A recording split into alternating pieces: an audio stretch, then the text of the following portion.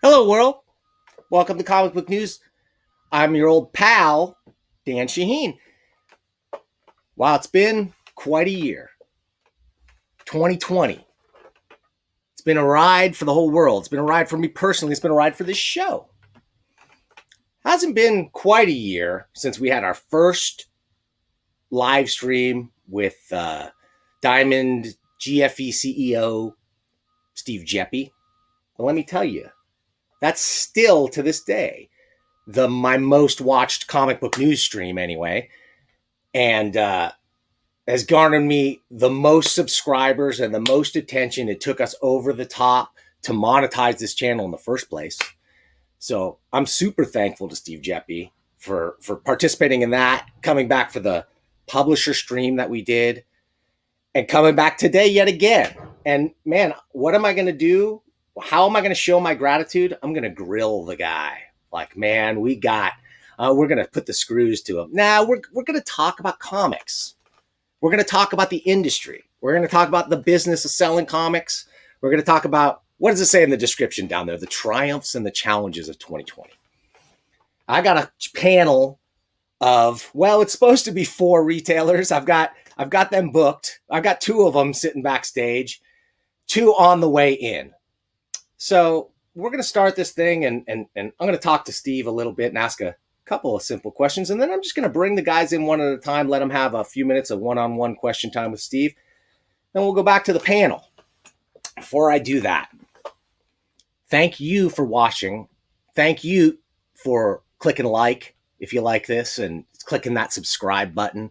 You know, I was backstage with Steve Geppi earlier, and he's like, Dan, how are we going to get more people to watch this thing?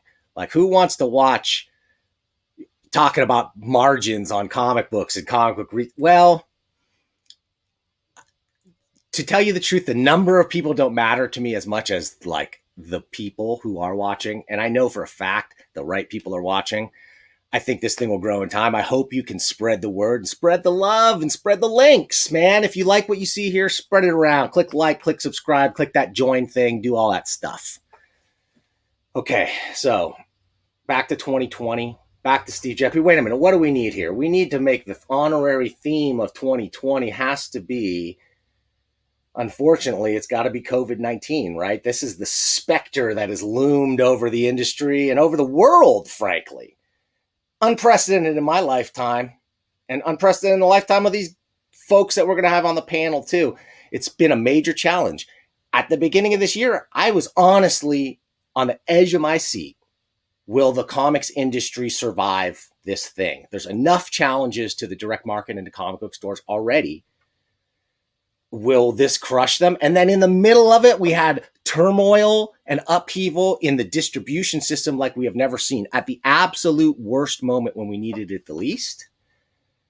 But Everybody predicted gloom and doom. The effects have been mixed. I talked to a lot of retailers. Many retailers are down.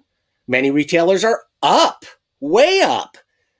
This pandemic and this situation picked winners and losers in the economy in many, many different segments, but in the comics industry in particular, I have an opinion of what helped pick those winners and losers. I think it has to do with, willingness to pivot to an online strategy, ability to pivot, frankly, and willingness to pivot and change the way they've been doing things. But we're going to talk to these retailers today, respected retailers, and we're going to talk to Steve Geppi about this. So without any further ado, you're not here to listen to me. Let's bring in Steve Geppi. Welcome back, Steve, to Comic Book News. Pleasure to be here, Dan. How you doing? I am doing pretty okay. Pretty okay. Well, I've been working from home for the last 20 years now anyway, right? So when this thing hit, it wasn't that big of a change for me, or at least the last 10 years. Sorry, I've been working from home. And so there was nothing. I just kept going. In fact, my work in my industry is doing great. I can't say the same for the comic book industry. Steve, what can you tell us about 2020? Where are we at looking back in the rearview mirror, Diamond, and all the changes that I outlined in the beginning? Give us your, state of the union, if you will. Well, the point of phrase, 2020 hindsight vision, as you will. We now have the benefit of having seen what we were unable to predict back in March. But at the same token, I'm happy to report that things are actually better than I thought they would be, or that most people thought they would be. I've always been the optimist, so maybe in early March or whenever we first started talking about this, what I was saying might have been perceived to be a little over generous as it relates to the future. But I've always felt that positivity is the secret, and it's not just a matter of thinking positive. You have to do stuff too. And our industry rallied. We took our slogan of our comeback will be bigger than the setback, and I think people took it to heart. At least I hope they did. Most of them did. And we're getting good reports. You had mentioned in your intro that there are stores that are down and there are stores that are way up. What do we attribute that to? Well, whether you define it by who did what, you have to look at the capacity to do it. The fact that people were up shows that the industry is resilient.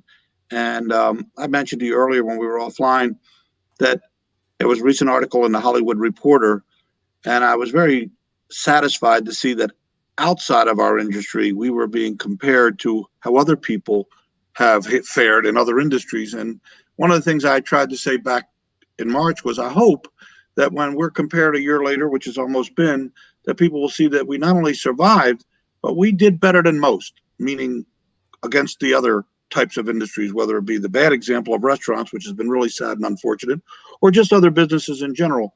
So I'm happy to report that here today, January 5th, 2021, I'm excited. I know sometimes I get accused of being too Pollyanna positivity, but like I said in my post on Facebook the other day, only one way to look at it. You keep putting negative numbers in a calculator, you go deeper in the hole, and only when you start putting positive numbers can you possibly come out. So I think a lot of people put positive numbers in. You mentioned earlier they've learned to adapt, whether it be curbside delivery, online. It just shows you, though, that we have a product. And it's not just a physical product, it's the atmosphere. It sells on all levels. When people can't come in the store on a regular basis, they have to pick them up at the curbside, or they're limited by social distancing. They don't give up the hobby. They go online. They do whatever they have to do to keep it going. And that heartbeat that they have kept resuscitating is evidence that this many months later, despite the fact that so many other people are out of business, here we are. Well, I was, like I said, I'm pleasantly surprised, but I guess I shouldn't have been, because we talked about this offline. People have often said, there's no major chain or major player in comic book retail, and that's viewed as something like of a weakness, like it's a podunk industry. I want to say that weakness is also its strength, because it allowed 2,000 different solutions to be implemented, right? It let best of breed solutions. It let those people talk to each other and say what was working and what didn't. I know for a fact that a lot of people who did not have any online presence hustled super hard within a month or so of pandemic to get that and make that happen, integrate it with their existing systems. And they all work together to make that happen in a way that you don't see in other big industries, I think. I think about, and not to bring politics into the subject, but the common presentation is that if you are an optimist, that we have more things that unite us than divide us. So let's take it to the comic book industry, pop culture, entertainment. I think we do have it, and we never had a chance to demonstrate it because we weren't forced to. We were so busy trying to compete with one another and living in our own little world with our own little tunnel vision. We didn't realize that something like this could happen. And all of a sudden, the cooperation that is sometimes overstated, but understated too, is that it takes a team, and whether it's a team within your store or your business or as a collective industry, I think our team did a pretty solid job of, as you mentioned, 2,000 stores. Well, the optimist says there's 2,000 people contributing to the solution. Whereas when everything's sailing well, people get competitive, they get protective, they don't want to tell anybody their secrets. What are they doing to survive? How are they? And they felt like now, time to share, guys, and it's working. I love when things work. Well, cliche as it may sound, teamwork makes the dream work, right? But don't take it from me. I want to bring in, I assembled a panel of retailers today, and I looked beyond, couple of the guys are guys that have been here. Well, they've all been on this show before, but some of them are not as high profile as certain other retailers that I've brought on here before. Maybe not as outspoken in the industry, but every single one of them has an amazing store or stores. Most of them are multi-store retailers. The only one that isn't does so many other things that, like, you might as well just call him what do you call him? A polymath? I don't know what you call him, but he's done it all. I want to bring in this guy. You've known him, Steve, I think for, I don't know how many decades, maybe longer than I've been alive. I'm not sure. I want to bring in Cliff Biggers from Dr. Nose in Georgia. Hey, there's my buddy. Hey, Cliff, how you doing? I am doing great. It's good to see you. Thanks for being a part of this. My pleasure. Cliff, thank you so much for showing up. I know it's a big day in Georgia right now. That is true. I got my comics counted and processed and rushed over to cast my ballot before I came here because it's election day here. Correct. A pretty monumental election. So we thank you. So you're not going to have to split early because you got your. No, I got out of there. We got books finished in time so that I could vote before I came here. Awesome. Okay. And my apologies to everybody for doing this thing on Tuesday. Not being a retailer anymore myself, it didn't really occur to me you guys would be busy processing your books. So, Cliff, I'm going to step out for a second. I'm going to let you just talk to Steve. If you got a couple of questions to ask him, why don't you go ahead and let her rip? Certainly will. Steve, I know it's been a year of changes for the entire industry. Some of the changes have been very beneficial for us. Some of the changes required everyone to rethink what they're doing. What do you see going into 2021? What can retailers look forward to? What can the industry look forward to that you think is going to be the strongest thing for us in this upcoming year? Well, there are a variety of things, Cliff, and your question is a good one. And no one has a magic wand, but history has a tendency to repeat itself. So we can either make the same mistakes and go in the wrong direction, or innovate and try to take the time that we have now to be very creative and show that our industry is a special industry. The number one thing about our industry that really makes it work is the passion that fuels it. I was talking to Dan earlier, and I was saying that basically people work for a job, they have a living to make, they got to support their families.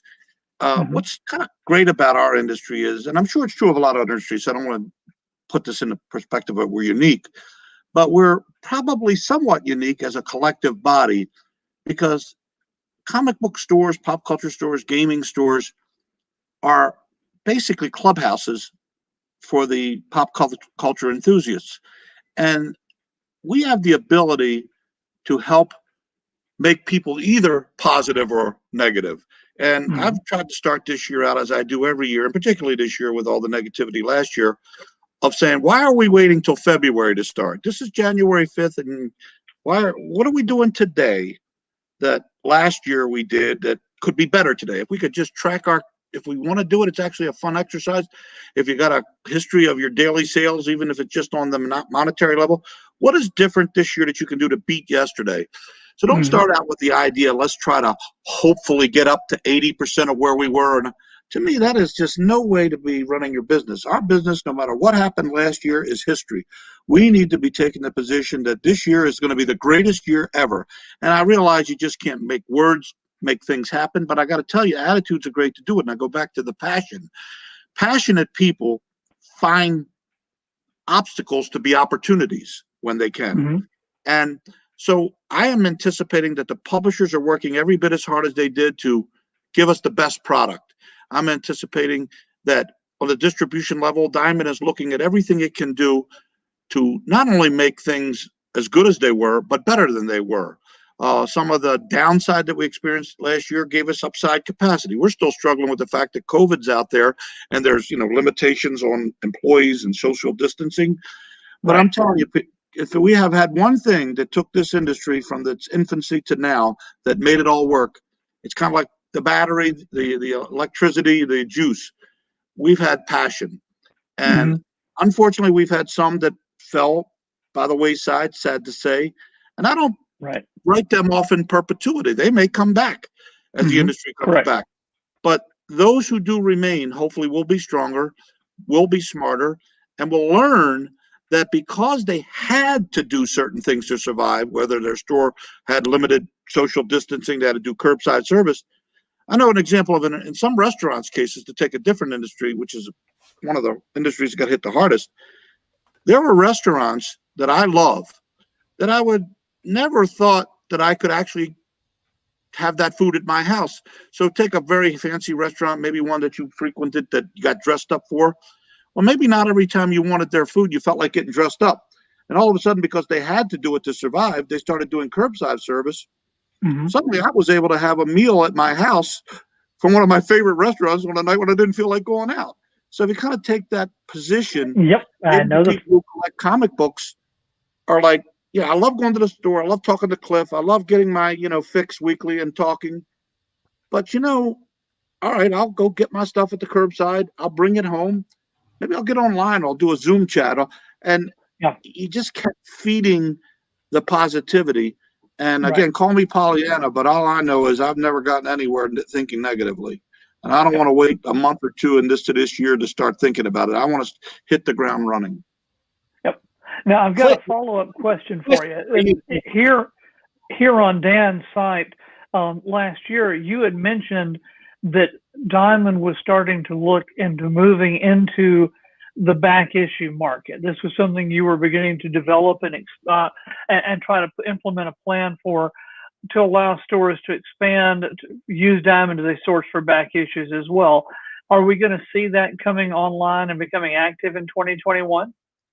Well, I must admit that COVID put a damper in some of the plans, but that is very much still something that we want to provide. And think about it, Cliff, Dan. One thing that has absolutely flourished during the pandemic has been back issues and collectibles. Absolutely. So I agree 100%. Auctions doing $14 million. Every week I follow the weekly Herrick auction and I'm amazed. And it's pretty logical. People are at home. Yes.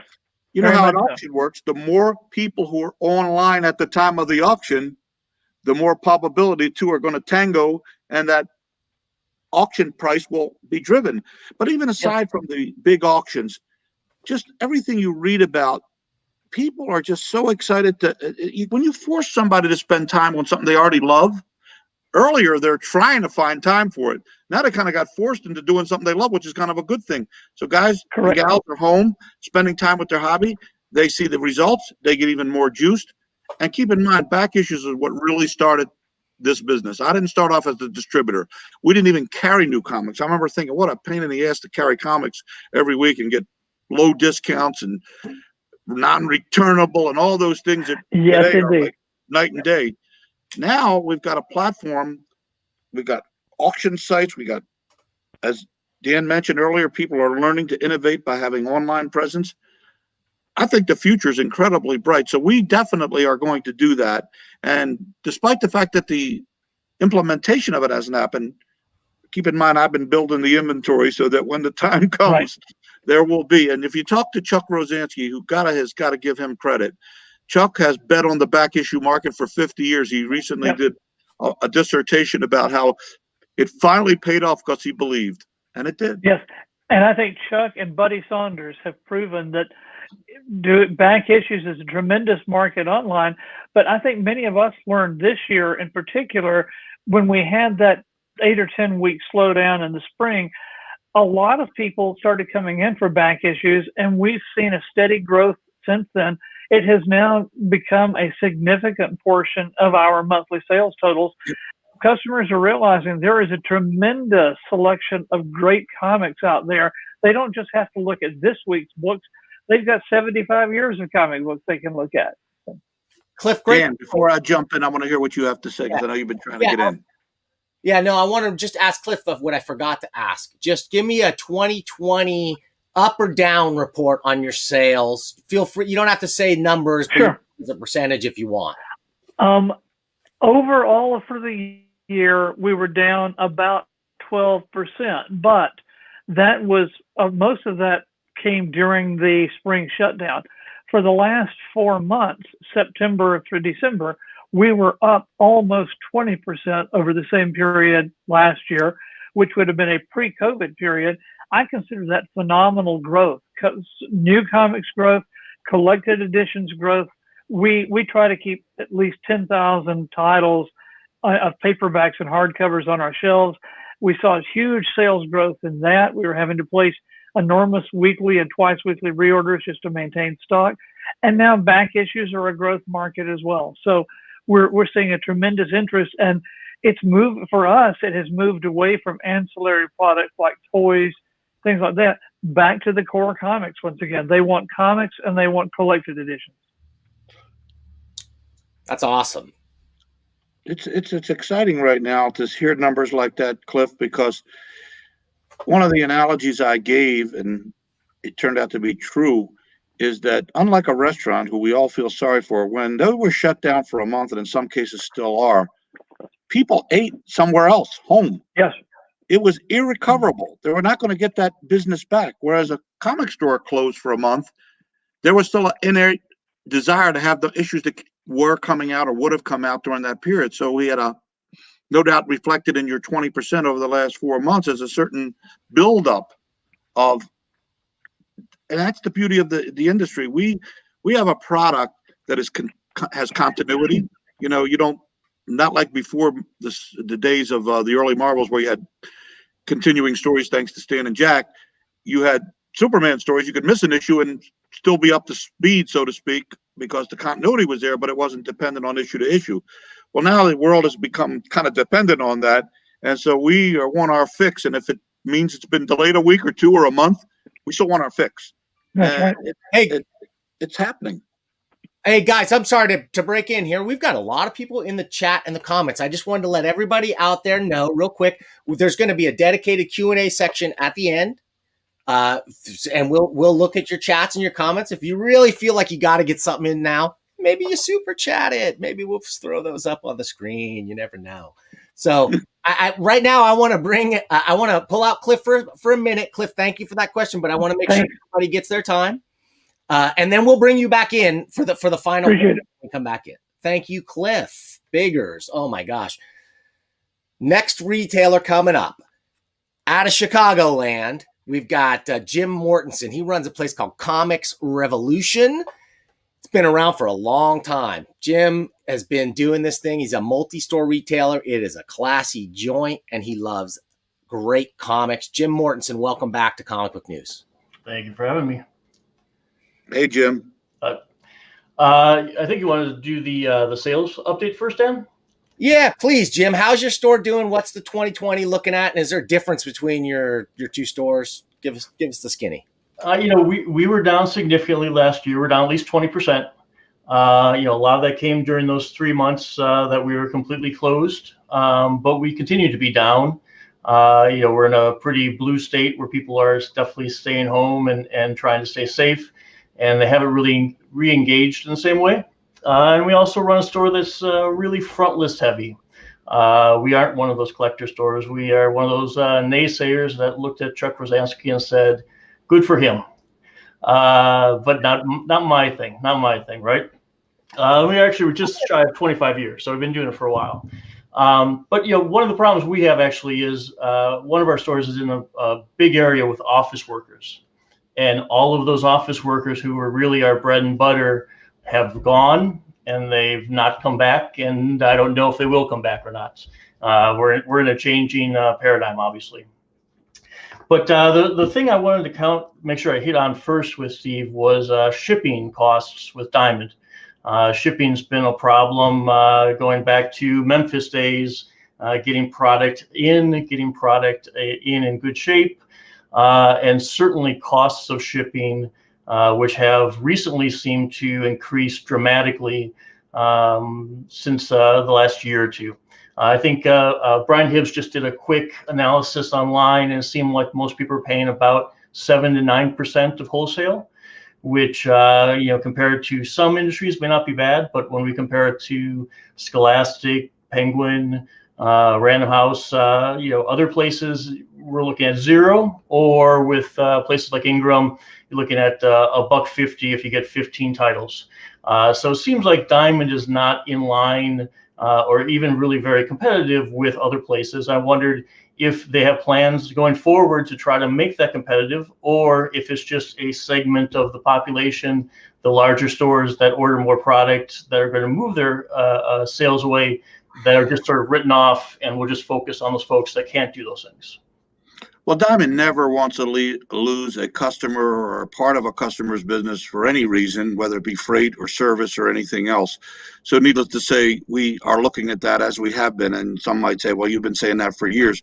A lot has happened in recent times that, as you well know, for example, the loss of DC Comics created a big problem for freight costs for everybody. And I don't know if in this case you're just analyzing Diamond's freight versus Diamond's freight, or if your overall freight costs are up. That would be expected if you have to buy from 2 places now, getting your DCs from one place and getting your everything else, so to speak, from Diamond. But I was talking to Dan earlier, and before we got on the air, and was talking about the expectations from a distributor. We were on the topic about condition, because the printers aren't necessarily sitting there with a T-square and a scientist trying to get a 9.9 off everything comes off the press. So a lot of times, in the case of damages, they are a byproduct of how we get them. But on the freight costs, it's primarily the biggest difference there is in the book market. As let's say, if you're buying trade paperbacks, either your initial order or your subsequent orders or reorders, there are cases where, for Random House, for example, Penguin Random House sells 50% off freight free. Now, it's not quite as dramatic apples to apples in some cases, because they also sell a lower discount. But that being said, we've lost a lot of volume, Diamond, as a company. We have it. So at the time we're listening to all the things about freight costs, it's when we were the size we were. Now, with a loss of, you could argue on paper at one point, I don't think it's quite as much as it was anticipated, because DC's volume has shrunk, but there was potentially $100 million worth of volume taken from us, so to speak, that affects the overall bottom line of a distributor who, as you already know, works on a very, very small margin. And in the case of a Random House or somebody like that who's doing billions of dollars of business, they may be more capable of offering a better freight cost. But at the end of the day, you're the retailer. You don't care what our problems are theoretically. You want to know why I'm paying what I'm paying and why I'm paying more from you. We pass on a certain amount of the discount that we get from, let's say, UPS or FedEx. And there was a point where we were looking very closely at how much more could we pass on without taking away a piece of the profitability that we kind of depend on overall with our limited margins. And that got kind of railroaded a little bit because of COVID, and because more so than COVID, losing DC. It's our fervent hope that at some point in time we'll get DC back, or we still service DC in the UK, and we're hopeful that we can do that. But the cost of freight is probably always going to be, but we'd like to think that in the grand scheme of things, when you buy from us, and keep in mind, there's no longer that argument about you have no choice on, like say in DC's case, we're in a position where we are hurting too, from the bottom line standpoint. And if it comes the time to give back part of what is considered a piece of our overall profitability, it's harder to do now than before. But it is always, like I said to start out, we don't want to lose an account or their business or any part of their business for any reason, whether it be freight or something else. So we're going to continue to find ways. It's 2021. I'm going out this year with a positive approach. I could imagine if there's 100 pieces to a puzzle, we'd like to think that while in the perfect world, every retailer will think Diamond is 100 out of 100 beats everything. I think practical analysis of that argues that in our most optimistic version, we'd have to admit we can't in every case. Because first of all, someone could just flat out lose money to compete with us for a while. Sure. And I don't blame you for saying, well, give me that too. But when you want it all, there's a give and take. So I don't know if I'm answering your question to your satisfaction, because at the end of the day, some people's whole attitude is just, is it a cent more or is it a cent less? If that's your perspective, that's really hard to compete with. Yeah, no, I think is it, Jim, I think it's a little difficult to compare, say, direct free shipping from a publisher like Scholastic to what a distributor has to work on. Their cost structures are so different. Well, but Penguin Random House is a distributor. I mean, a lot of those places distribute a large number of publishers. They don't just do themselves. And I mean, the other thing is, while Diamond's lost volume, we've all lost volume. And our costs are going up with shipping to subsidize Diamond, but we don't have the ability to pass those costs on to our customers in the way that Diamond does. We can't tell somebody comics says $3.99, but it's going to be $4.25 because our cost of shipping went up and our volume is down, and that's just what we have to do. I can relate to your pain as it relates to not being able to pass anything on, because we have been servicing publishers since 1995 at the same or less margin that we ever had. The brokerage deals that we've had were set in stone in 1995 when exclusivity came into play. And if anything, they got worse. So it doesn't solve your problem, but I'm saying everybody in business has to worry, and we're not trying to pass on cost. If anything, we're passing on some of the savings we accrue because of our collective volume. But freight's always going to be a tough one, because you're talking about a distributor. You buy a comic book for, just make math easy, 50% off, right? And unless you're crazy and you discount 40%, you 50%. Now you've got a lot more gross profit to work with, but then you've got a lot more administrative costs to at the retail level. In distribution, the numbers are really small to begin with. There's no windfalls on anybody's ledger in distribution. So if we're lucky enough to only be selling at 50% off, keep in mind, many cases it's a lot more. The calculator never lies. You can't get 20% out of 10%. So if we bought, and we have, keep in mind, we're in most cases a brokerage where we get the same margin, whether you get 50 or 40 or 55. So it's really hard when a piece of the puzzle like freight in your world is a much smaller percentage of the overall than it is in my world. And so, but that said, we believe that 2021 is going to grow the volume. It's going to help make it. But when we lose, it's kind of a catch-22. We lost DC, but we've lost for the reasons you're saying. And retailer says, hey, I can get my reorders for whatever at Random House or somebody. You're taking a piece away from us. It's kind of a catch-22, because it's also making it harder for us to grow the business to be able to afford to give that freight. Sure. Keep in mind this too. I want to break in for a second too, because for DC, I really wish that the people had a choice to vote with their dollars of which distributor they're willing to go with, right? Because I know that the new distributors' shipping costs are lower than what we're seeing out of Diamond right now. But if people had a choice to vote for whether they're willing to pay a little bit more for the convenience and the combination of orders, I believe that would be the market. When you're only pulling one company's books, It's a lot different than pulling hundreds of companies' books. Agreed. If I said to you tomorrow, Jim, all right, you've got the exclusive on DC. You sell all the DC comics every and every week when the shipment comes in, that's what you do, one title, so to speak. It's a lot more economies of scale. You could be a little more generous, but in our case, if you want one-stop shopping and to get everything consolidated, one payable, one shipment, it's a lot less margin. Is it possible at the very least to get some breakouts for shipping costs? At this point, we just get a general dollar. It was $19.68 last week. We don't have a breakdown by box. We don't have the ability to see all of those savings that Diamond is passing on to us. We just get to see a lump dollar.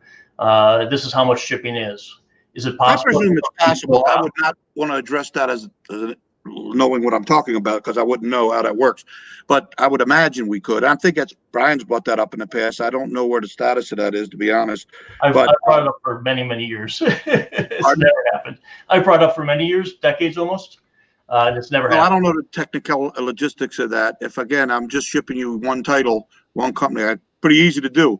But when you break it out, what percentage of the shipment is your DCs? What percentage your Marvels? No, I'm just looking for this box costs $25 to ship. This box costs $3 to ship. This box costs $18 to ship, so that I know and understand. And I can't imagine why that can't be done. I don't know what the status it has, but it sounds very simple to do. It does. Yes. I know in the practical. Remember, I haven't been in a warehouse in years as a packer, but I would imagine when all this stuff is coming to a head, and you want the books yesterday, there's a limited amount of ability, unless it's done automatically, to be able to say, okay, let's pull your 7 boxes and find out what this one. There's got to be some way to do it. It won't happen manually. I would think it'd have to take, some machine version. And I know from the Dematic system we have, they come off, they're scanned. There's no doubt an ability. It just has to be done. Great, appreciate it. But even at the end of the day, you may find, Jim, that they're going to cost $1 more than somewhere else. Understood. It's good to have the knowledge. Overall distribution service that we sell isn't considered to be, all right, here's the 100 pieces. Thank you for the 99, but the one, damn it, you're still $1 more. Understood. I think it's the degree of it. Brian's charts pointed out 0, 0, 0, and then I think we were 9%. And I can certainly see why a retailer would say, oh, my God, that's like, all right, I might be happy with 95 or 96 at 100 being as good or better. But why the hell are you so much more? And that's the issue there for us. We have to figure that out. But we do have a more dependence on our gross margins now to something like that than we might have had previously. Again, our margins have been shrunk, not increased, even when the market was with DC. So now we have to look at a shrinking market. It's kind of like asking you when your market, you said you're down 20%. And let's say you had a history, and I don't know what you did, of giving 20% off to your subscribers. And now your subscriber, I'm just using hypothetically, comes in at a time when your volume is down 20% and says, can you go 25? It's like you're trying to find it on this end and losing it on that end. It's really tough. Sure. Hey guys, the calculator never lies. Jim, did you have a final comment? I want to bring in our next retailer. Oh, go ahead. You go around, Regan. I got one right here, though. A comment. I'm throwing in a few comments here. Jim, your store. Everybody loves your store. They love your layout. Appreciate it. Mwah. Wonderful. Thank you. I love Dan's store. He owns Mile High Comics now, I noticed. Well, to tell you the truth, the dirty secret, guys, is I'm pitching a secret project to Chuck Rosansky, so I'm trying to curry some favor here. Oh, marketing dollars, eh? Yeah, you get how it works. Okay, next, I want to bring in, man, this guy walks the line. He's old school, but he's new school. He's kind of like me in the sense that he started in this game really young, but unlike me, he's no quitter. He's stuck with it. He's got a family business. He's got multiple stores that are, frankly, I saw some pictures from his store recently. I saw some video footage, which I don't have, but I do have a few snapshots. I just want to show real quick. I want to just show some back issues. This is the sky view of their Fort Wayne store. This is their store in Lansing, Michigan from the front. I mean, you can just see a class act here. We got creator Jason Howard talking about the book Crossover. He did an in-store appearance recently. This guy's got a couple of great stores and is a really great guy. He's helped me get some really cool, high-profile guests for this show. I want to bring him in right now. Regan Clem, Summit Comics and Games. Hey, Dan. Hey, Steve. Hey, Regan, how are you doing? I'm doing great. Beautiful pictures of the store there. That's impressive. Well, thanks. It's better than my office. My office. I need that green screen like Dan. And yeah, so. We got the Europa behind you. Yeah, those are the NASA posters they made. I had them blown up and they're pretty. I like them. Okay. Well, Regan, let's talk. You got a beautiful store, but how beautiful were your numbers this year? Tell us about 2020. My numbers actually are up, which is amazing. So in Fort Wayne, we were up 4.5% for the year. And that's with only doing we were closed like a month and in curbside for like 2 weeks only. And then in Lansing, we were up just a minuscule percentage, but I'll take a minuscule percentage this year. And because of our success in December, we were up 30% in both stores. I mean, I don't understand what's going on this year, but I'm happy. And because of our podcast that I was on earlier with you, or not podcast, the show I was on earlier with you with Chuck Rosansky, I now have bought my Lansing building and we are expanding our store from 1,500 square feet to hopefully 4,500. We're doing the architecture designs at the moment and that sort of thing. But so this year we're looking at growing. I mean, I'm not in the business to be stagnant or not growing. And I like bringing the positive perspective, like Steve's saying too. Like we just got to grow. Regan, that sounds like you're the poster boy for our comeback will be bigger than our setback. It has been. I'm thankful for it. So yeah. Okay. Here's the only thing I'm worried about. Regan, if you got a couple questions for Steve, now is your time. I'm just worried that, you guys are both so positive. It's going to be like magnets and you're going to repel each other, but let's give it a shot. Regan, bring it. What are you concerned about? Negativity is unacceptable. First, I want to say thanks to Steve, actually, for when he made the tough decision and Diamond made the tough decision that was very unpopular, especially with one publisher, apparently, to shut down the industry in March, April, whenever that was made for sure. That saved stores. I mean, that was an amazingly tough, hard decision, good leadership, in my opinion. And it might not have been popular with everyone, but it saved our industry, I think. So thank you, Steve, for that. I feel blessed that we had such a positive reaction because God knows that when I was a little boy buying comic books, if you'd have told me one day I'd be shutting the comic book industry down, I'd have thought you lost your mind, especially since I love them so much. But that said, it had to be done. The retailers were incredibly patient. The publishers were good. Hey, it is what it is. It's not like our industry was singled out. The whole world was in that situation. Yeah. And we have survived better than most. We were talking earlier about this great article in the Hollywood Reporter that talks about the resilience of our industry. And I had said last time, not the last time before, the first time I was on, that what I was hoping, and here we are a year later, almost a year later to compare, that we not only would be doing as well or better than what we had hoped for in the comic industry, but as it relates to other industries, that we would do a better job recovering because of the passion that fuels this industry. So you're living proof of that. No, thanks. My main concern, I just did my reorders this morning with Diamond, and a lot of the times when it comes to books, they aren't in stock. And then that causes me to order like from either Penguin Random House, obviously with the one company, you have no control over it. But even like with Viz or Boom or Marvel Trades, they're just not in stock. And then that makes me have to go other places. And I'm glad to give a percentage point or two to have a one-stop shop, but I don't like not being able to order it. And I don't use the back order system. I think you guys will depend on that, but because if it's not available there, I just hop over to somewhere else to try to get it. And I would prefer giving you guys our money. I mean, I've had nothing but good experiences with you guys since you forced me to come over when you won the exclusive wars in the 90s. Because we started with Friendly Franks, and then we went over to Capital City, and then we then came to you. Then I remember meeting you actually when I was a young pup, I think it was 92 in Atlanta. It was at the Diamond when Carl Barks was there? Yeah, Carl Barks, Neil Gaiman, Frank Miller, and 27 years ago. Yeah, and Neil Gaiman gave the tulip speech, which is actually kind of fitting right now. Remember the tulips? Yeah, that was a good same speech. year Frank gave his speech. Yeah, it was same year Frank gave his speech. That was a different time then, wasn't it? So yeah. I was young. That's when I discovered Bone. Okay, I gotta quit being so positive and enjoying comics, but beat me up a little bit. yeah. No, that's just my only concern is there any way that more books can be in? I know you're trying your best. That's my only. No. First, let me start by saying something that may sound almost sacrilegious from a distributor's, standpoint. You have a fiduciary responsibility to do whatever is best for your store, because you have responsibility to yourself, to your family, and to your customers.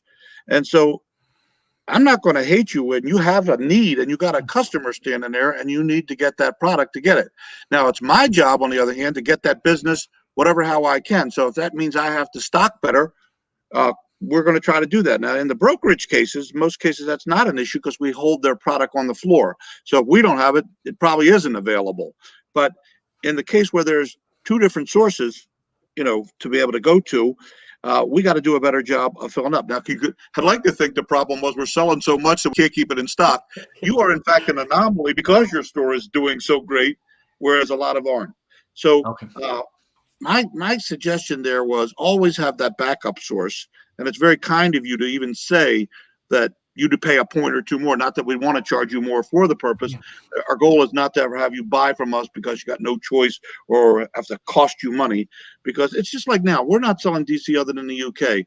Somebody might say, Geppi's probably pulling for DC to fail. That could be the worst thing could possibly happen to me, because I know how fragile this industry is.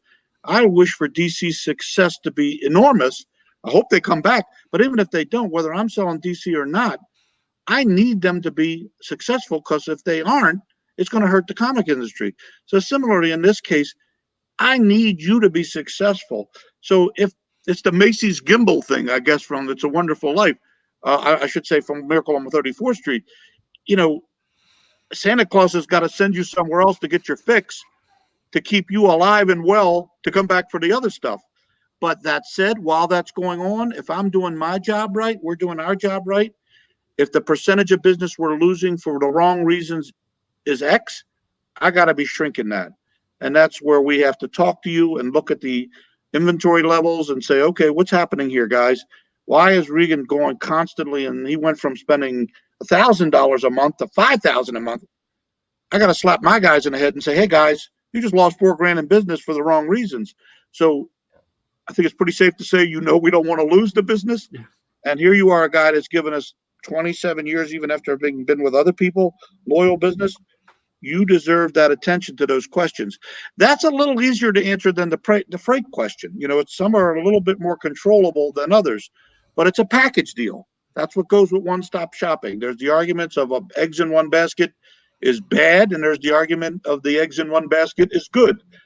Certain things can happen because of it, and certain things happen because of it.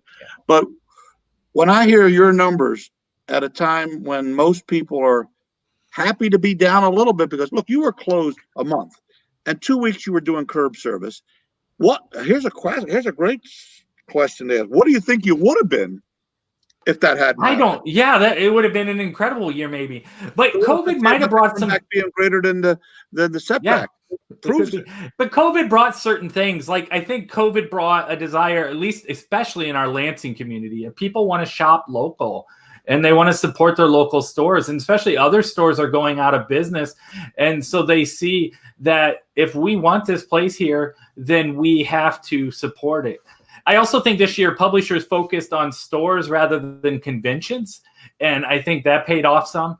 And I think there's just this idea too that other stores may be a little more harsh on their COVID restrictions than the government requires because of their own personal convictions, and we just do what the government requires. And so then that has allowed us to grow too. Maybe I've been trying to figure it out, because I'm happy for it, but we grew and I'm excited. So, Regan, you just hit on a point that I never even considered before. But many retailers over the years have complained that publishers wait and keep all their best releases for the week of Comic-Con, and a lot of their customers go to Comic-Con and then get those things. I don't think that's solely responsible, but I'll bet you it could have had an effect on better in-store sales. And the other side is their promotional efforts. So all their promotional effort goes to Comic-Con. Well, who pays attention to Comic-Con?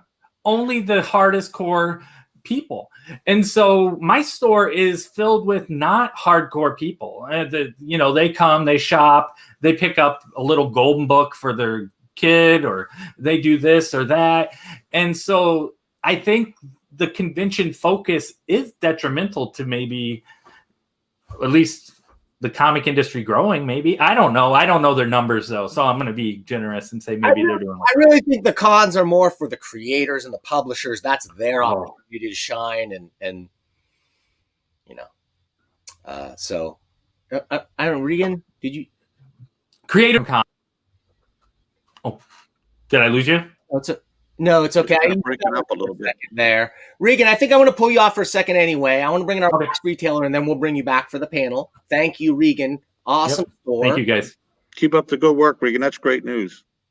Awesome guy, awesome retailer, great friend of the store. And he literally decided to make that decision to purchase his building. He told me, he reached out to say he made it because of the conversation he got to have with Chuck Rosansky on this show.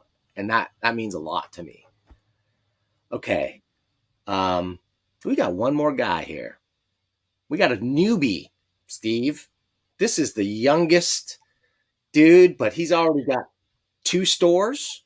They are some sharp looking stores. The guy's got outreach out the yin yang. I see, including, being a, he's a sponsor of this very show. You see it to see his card at the beginning of every single episode of Comic Book News. I want to bring him in from Arsenal Comics and Games in Southern California, Ventura, I know. He sells comics by day. He fights crime by night. Who knows what evil lurks in the hearts of men? Timmy knows. Timmy Heague. Welcome to Comic Book News. You're muted, Timmy. Yeah. Still muted. You're still muted. Timmy, Timmy's a man of few words, but when he does speak, Steve, let me say, it is amazing. So I still can't. Timmy, say it again. Unmute yourself. You know how to do it? I see it's still showing muted. Yeah, it says muted. Isn't it down the bottom? There's a little microphone or something. Yeah, now talk. Timmy, this is what happens when you miss the tech check, buddy. That's a newbie maneuver, but it's okay. It's okay, pal. Hang on, I'm going to pull you off for a second. Do some troubleshooting. I'll pull you back on in a second, okay? Go. See what you can do. Hang on, I'm going to pull you off. I'm not sure he hears you. Well, for just a second, Steve, I'm going to pull him off for just a minute here. And I'm going to bring up my topic that we talked about a little bit off camera. And while Timmy tries to come back in, I'm going to real quickly ask you about something called, I'm going to put it on screen here, the Diamond Order Index number. Now, this is something that a bunch of people from the industry have reached out to me. I know a lot of people in the point of sale business that sponsor this show. I know people in the comics data working group. I know people with retail operations and online operations all over the country. They use this number. This number, I'm going to put it up on screen again. For people that don't know, this is an old one. This is from 1993, okay? And back then, they picked a title, Amazing Spider-Man, and they said, this is going to be our benchmark number. So in this graphic here, what you see is that Amazing Spider-Man, its index number is 100%. And these other numbers are either above or below that number. That means for every 100 copies of Amazing Spider-Man, we sold, for instance, 140 copies of Wetworks number 3 that month. Okay. Now, why is this useful? Without this number, we cannot tell the difference in sales between number 1, 2, 3. All we know is their rank without that index number. We don't know how many people ordered in comparison. So not only ordering, but also tracking and realizing how rare a comic actually is based on its print run all depends on this. So this touches multiple levels of the industry. And that's why so many people said it was so important. So, Steve, I just want to, I know I talked to you about it a little bit this morning. Do you have any thoughts or comments on that number? It was originated by Milton Greet. It used to be Uncanny X-Men. Then it was Amazing Spider-Man. Marvel left Diamond, and you switched it to Batman. Since the pandemic started, this number has not been provided as part of Diamond's monthly numbers, and everybody wants to know if it will be in the future. Well, you mentioned that to me. I wasn't even aware of it, to be honest with you, totally. I caught me by surprise. And so when I listened to it without talking to my guys and figuring out if there is a reason for it, seems like an easy fix. Not because we're not carrying DC domestically, although we do in UK, but more so because we have a better understanding of the number since we are selling Marvel and we are selling Spider-Man. So and that number is always an interesting number. You have to have a number, an index icon that's based on not a title that's always loaded with speculation. It kind of, in a perfect world, like to say, if you sell 100 Spider-Man to 100 different people, that's the best case barometer, so that if you're now selling 70 Thor to, for a new store, particularly, he doesn't know where to go to begin with ordering 2 months in advance. He says, okay, I can see from the national data that I probably should order 7 Thor. By the way, don't go by that. I'm just making these up. But if the whole country seems to order 7 for every 10 Spider-Man, that's a good place for me to at least try. And unless there's an anomaly in my neighborhood, but I can talk to my guys. I don't see where that would be an issue. I didn't even know that I'm kind of guessing. I'm guessing without talking to my guys that the reason we probably stopped doing it is because the barometer that was being used, whether it be Batman or Spider-Man, was probably highly suspect during COVID. If you got stores closed, one guy's selling what he used to sell, the other one's not selling any. How can you use a barometer? That makes sense, but I think really it makes that the number switched in 93 or whatever, 95 from Amazing Spider-Man to Batman, and it's been that's a whole other topic as it relates to which title should have been used. But certainly during COVID, whatever the title was being used would be kind of suspect if it's not apples to apples. Not all the stores are open, not all the stores are doing curbs, whatever.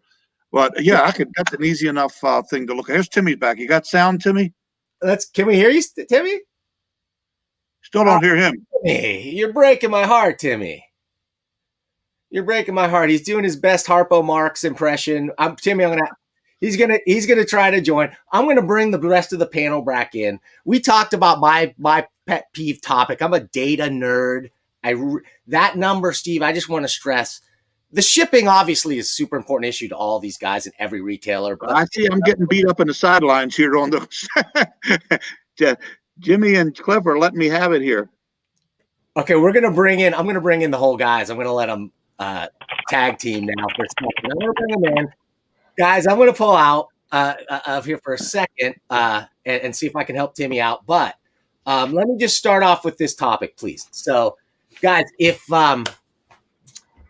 there's one lesson, what is the number one lesson learned in 2020 from the pandemic situation? What did this situation teach you? Because if you didn't learn anything, then really we didn't take advantage of the opportunity. So I want to start with let's start back in the same order. I'm going to start with Cliff. What did 2020 teach you? 2020 taught me that you've got to respond to changes in your industry quickly. That's the biggest thing I learned, is that we could not continue to operate like we had in the pre-COVID days.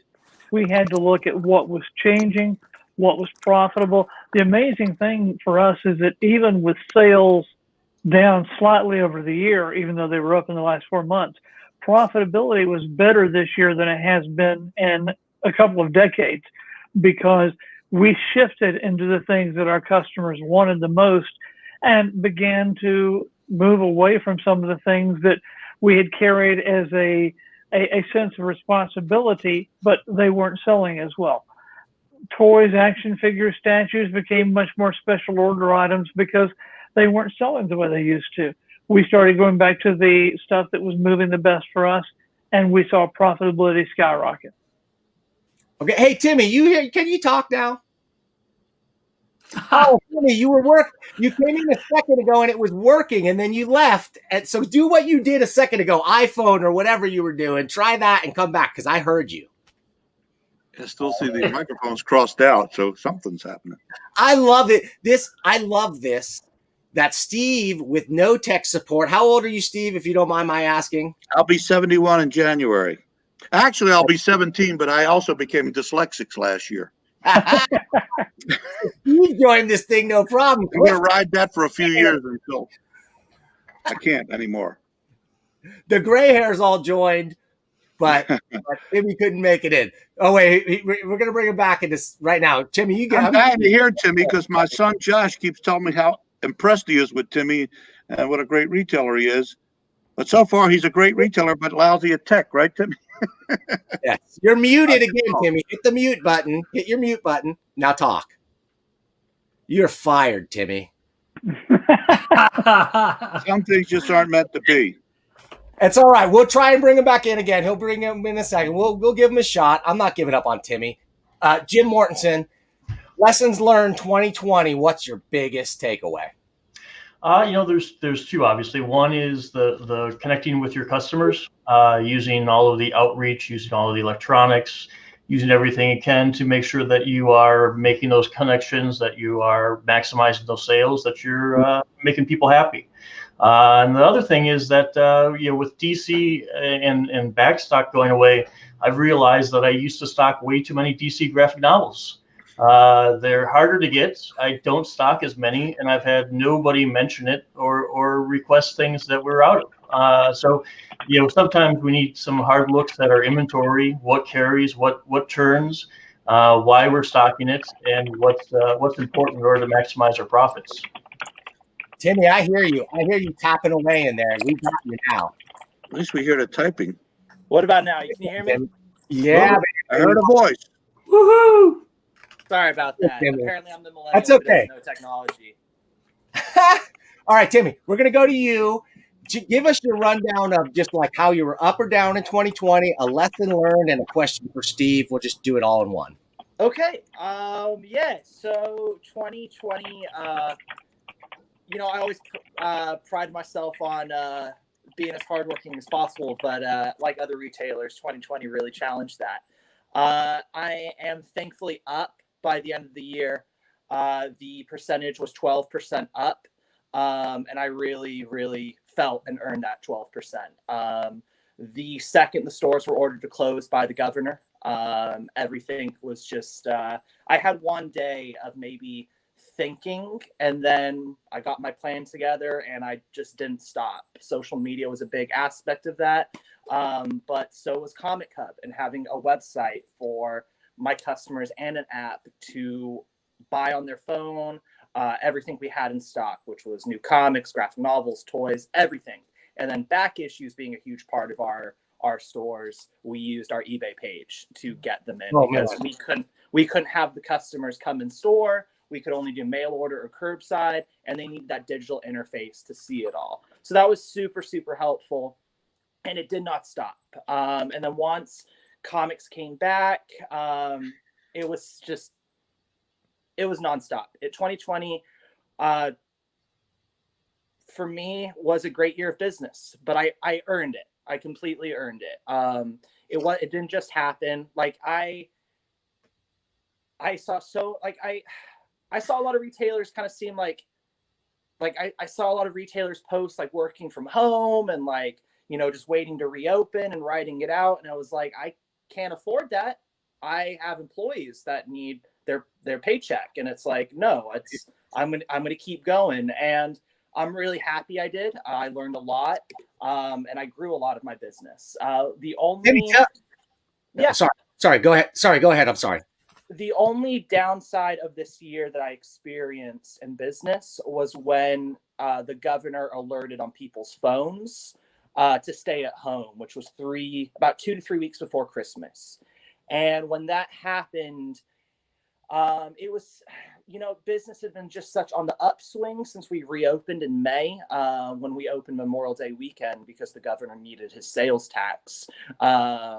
So we opened up and it'd been like that. And then when he did the alert 3 weeks ago, it didn't go down too much, but it made it feel like a very stagnant Christmas, which is fine. I mean, thanks to Christmas, it saved kind of flatline. but without Christmas, it probably would have been like that. And now that people are getting their stimulus, it's back on the upswing, which is nice. So it was about 2-3 weeks of, oh, geez, what's 2021 going to look like? But now that stimulus is hitting people, it's definitely, I mean, I keep making the joke. I'm looking at my sales numbers and I'm looking at my eBay page and I'm like, well, yeah, America's feeling very stimulated right now. And it's nice, but that's not going to last the whole year. Timmy, one real quick. Yeah. How important was show sponsor and friend of the show Comic Hub to your ability to just seamlessly go into a primarily online mode? Absolutely perfect. Absolutely perfect. It was essential. If I didn't have Comic Hub, I would have been screwed. I would have had to cut employees. I would have been really screwed. But we were already a very savvy social media store. So now to link our social media with Comic Hub and a digital interface for them to buy, it really, really helped. And when customers would come back in the store, they're now just going on how they're just so used to just late at night on their phone, on the app, just going, oh, this looks cool, order, this looks cool. Oh yeah, I think I need that. And then we get the orders and it's a good time. Great. This has been your Comic Hub moment, sponsored by Comic Hub. Okay. Timmy, you got any specific questions for Steve? What do you want to know from Mr. Geppi? I'm a very positive guy when it comes to all this. In my younger days when I first opened up, I was one of those classic retailers. I would always complain about shortages and damages and all of that. And then I grew up and I looked at logistics of everything that Diamond does in the warehouse, and I've come to peace with it and I understand it all, and I'm more understanding. But of course, I'm a big believer it can always do better, and I think everybody who's been positive in this panel today has definitely mentioned they feel the same way. It can always be better. And I guess for me, the big things when it comes to shipping is I need to reiterate what was mentioned, the breakdown. Every year I've been at Comics Pro, there's always a retailer going on and on about it. I think it's just really essential to our invoices. Because for me, ever since I did 2 stores, it's essential for me to have my stuff on a Monday, so both stores can process in enough time before the big day. And picking it up on Monday at a warehouse in Carson, which is about an hour away from one of my stores, I noticed, of course, when I did that switchover, there was change in shipping, a significant amount. But now, of course, I do the math of what I pay someone to pick it up and the gas and blah blah blah. But it is cheaper, but whether it's cheaper or not, we can process it quicker and sooner, and that's what's more important. But the breakdown I would love. I think that'd be super helpful for everybody, because I would just love a breakdown of just seeing how much is the exact difference of pickup versus UPS. I think that would be really cool to get a specific number.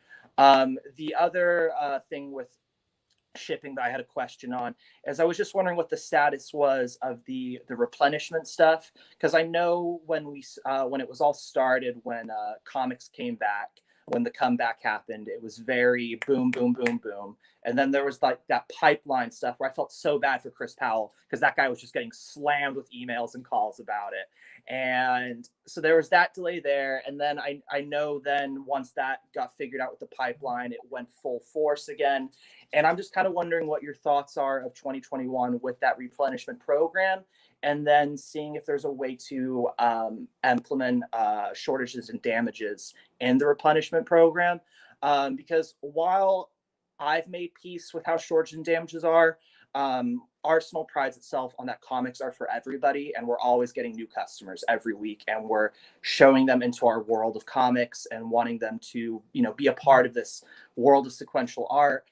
And they have a hard time understanding that we can get every comic but one, and it's shorted and damaged. And they see that other stores have it, but we don't, and we have to wait 2 weeks to get it. And we coach them, and we tell them customer service how it is. But of course, Timmy, what's the specific ask here? What's the specific ask about replenishment? Seeing if shortages and damages can be ever immediately put in to have the turnaround be way quicker. for shortage and damages and thrown in that replenishment program. But if the logistics aren't there, I understand. But if it can one day be possible, I think that would be just such a game changer. Steve, are there efficiencies to be gained here and to be added to Diamond's existing processes that could help with what Timmy's talking about? Well, one of the things that I'm being told internally, and I believe is true, is that we are doing much, much, much, much better on shortage and damages. And you guys are the ultimate judge. You could tell me if that's real or Memorex. But we've been using the thicker cardboard boxes, the 200 box count with the new corner protectors. There's a new 50 box being rolled out this week. Our statistics are telling us it is significantly better now than it was. Of course, that's the best solution to your problem, not having any damages. Totally. I want to say highly improbable, but certainly the less there are. But then you're saying once you have them, whether how there are few or great, how soon do you get them? You know, and I would imagine that one of the challenges right now that is, I would believe, and not always blaming, I hate when people blame everything on COVID, but there are the limitations on social distancing and how many employees you can have in the warehouse. So at a time when you're already working on it, and it's kind of like earlier when Regan was talking about his volume being up, and I said, imagine what it would have been if you hadn't had COVID. Well, so we're having what I would call a better experience on shortages and damages, and then COVID doesn't really give us the full credit because we've had less employees and social distancing. But I think hopefully when COVID's all over, if there ever is a day, that will be more obvious, just like Regan's sales will be more obvious. He won't be having to subtract 4 weeks of being closed and 2 weeks of curb service. We're in the same boat when it comes to the damages. It sounds ironic for me to be the one to bring this up, but I've been reading on the sideline here. I've been once told don't read that, it'll distract you, but it's probably a good thing because you're talking to the guy that cares. All my people care, but I probably care the most because it's my company.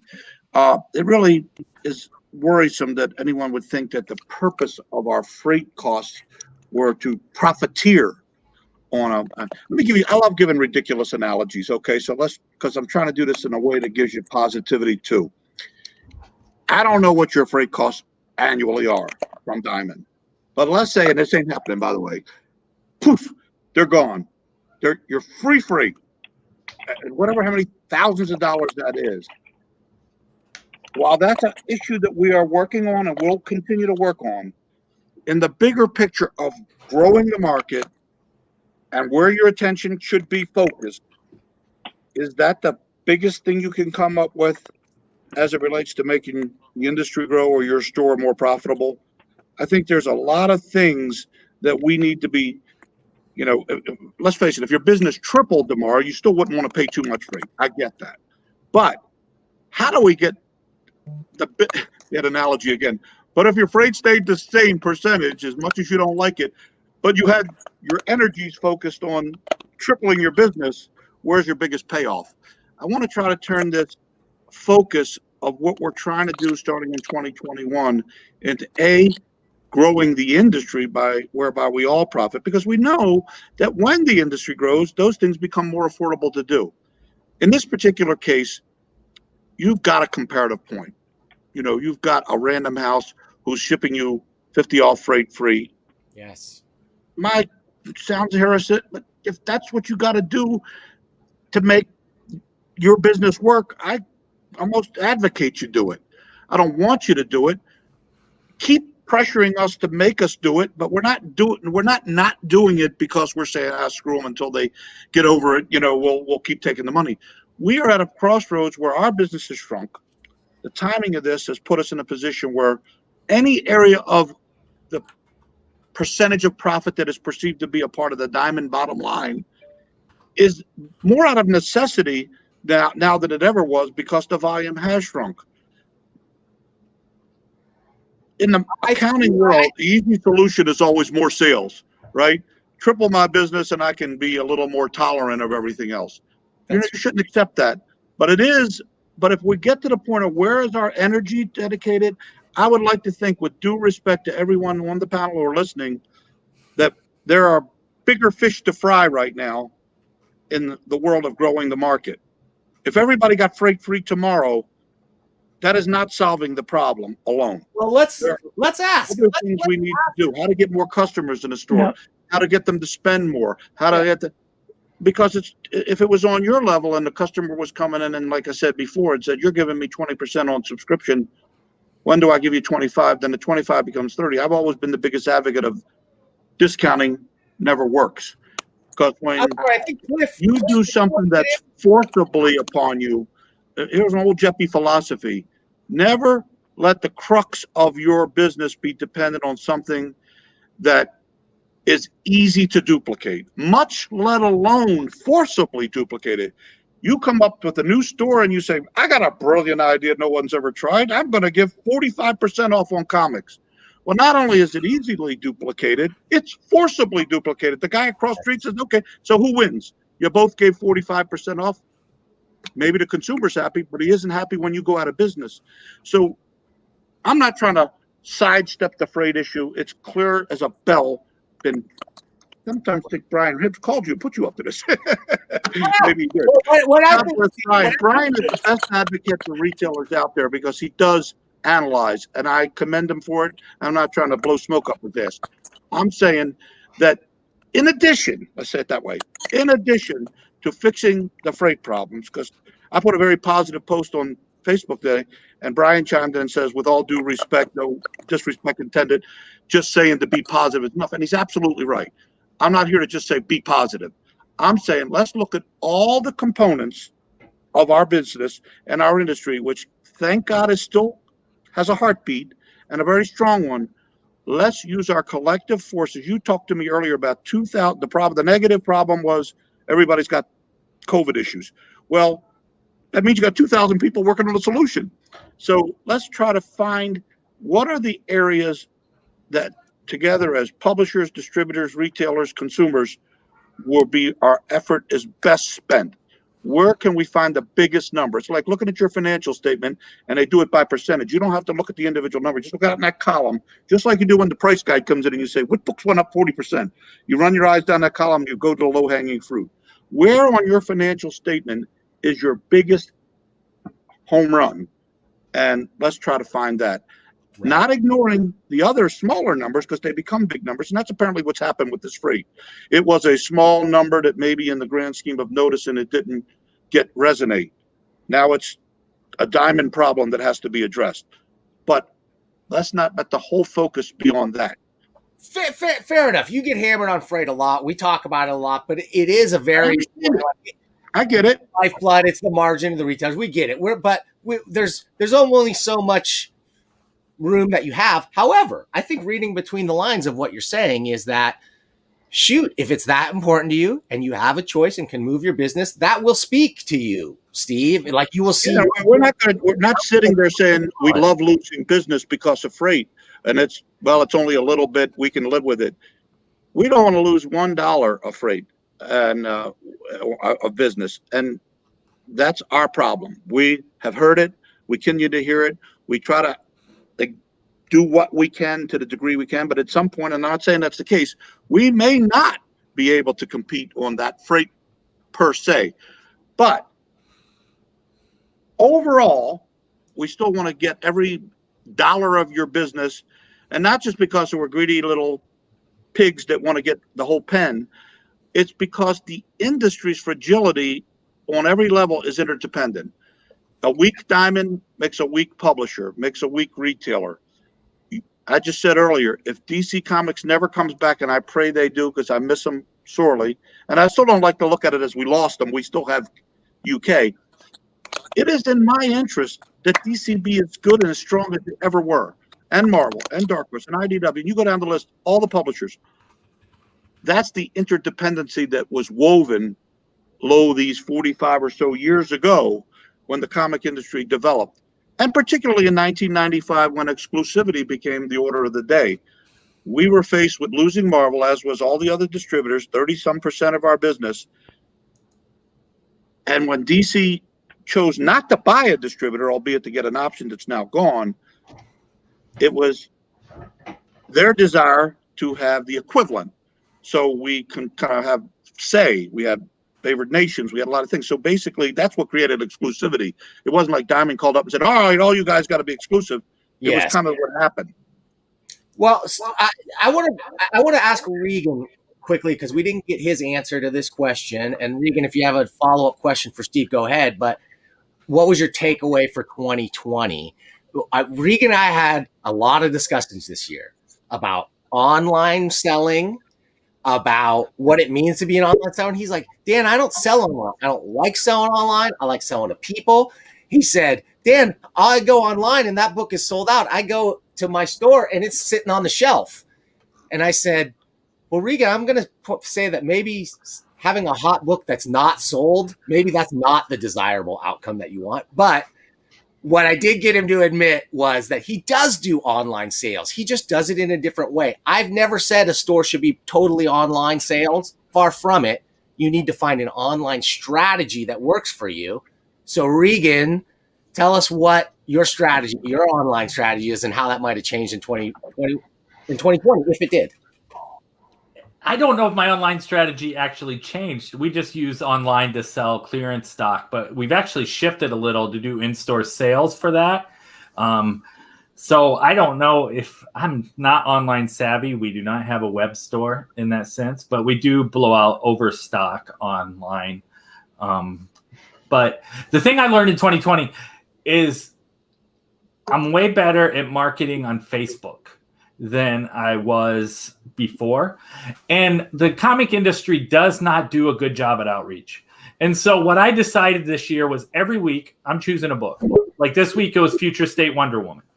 And so I'm marketing it to people who like Brazilian things in my community.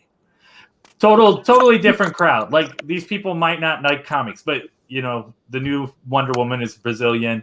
And I thought that last week we did kaiju score. And so we marketed to people who like Godzilla and kaiju.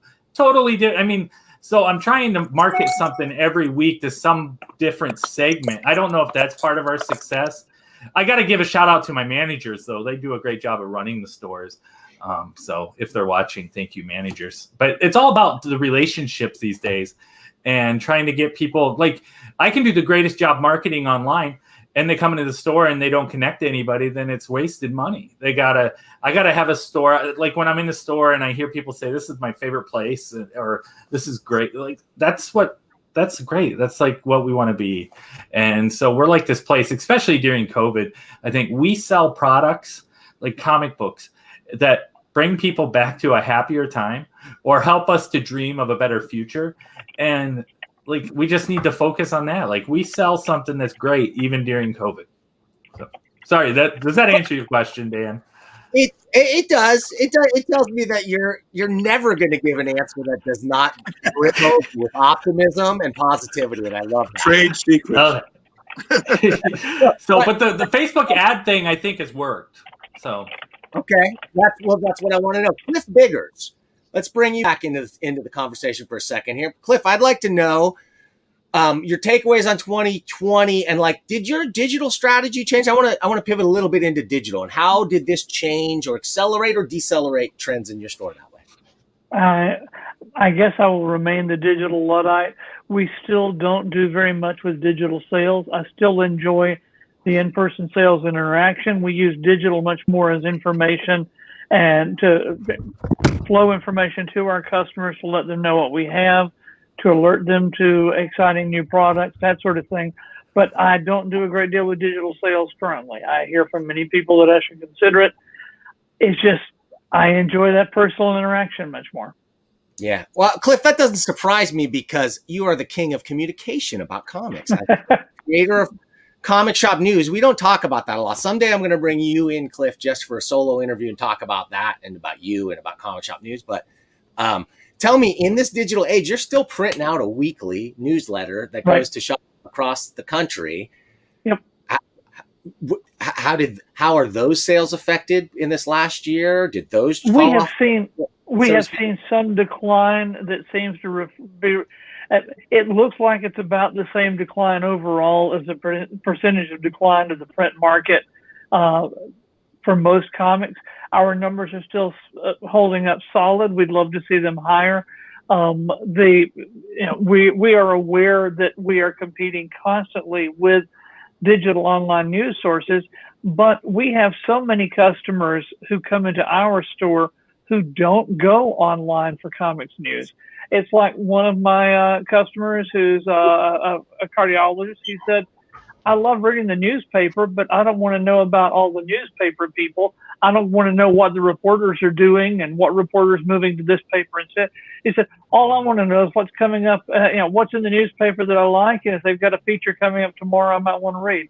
He said, I like to pick up a comic shop news because it tells me what's happening in the books that I want to read and what's coming up over the next few weeks. We are a print medium, and I think anything that makes customers come into a comic shop, even just to pick up a newsletter on a week, it gives us a chance to sell them something else once they're there. Sorry, Steve, how important has comic shop news been in the last, 40 years? Like, tell us your assessment of comic shop news. It's a perennial. It's an expectation now. And I'm thinking about having to do that every week. How hard that must be to do. I mean, I own Baltimore Magazine, and not that I'm involved directly, but they put out monthly. And I'm always amazed, the work that goes into getting a couple hundred pages out and all the ads and all the work that goes with it.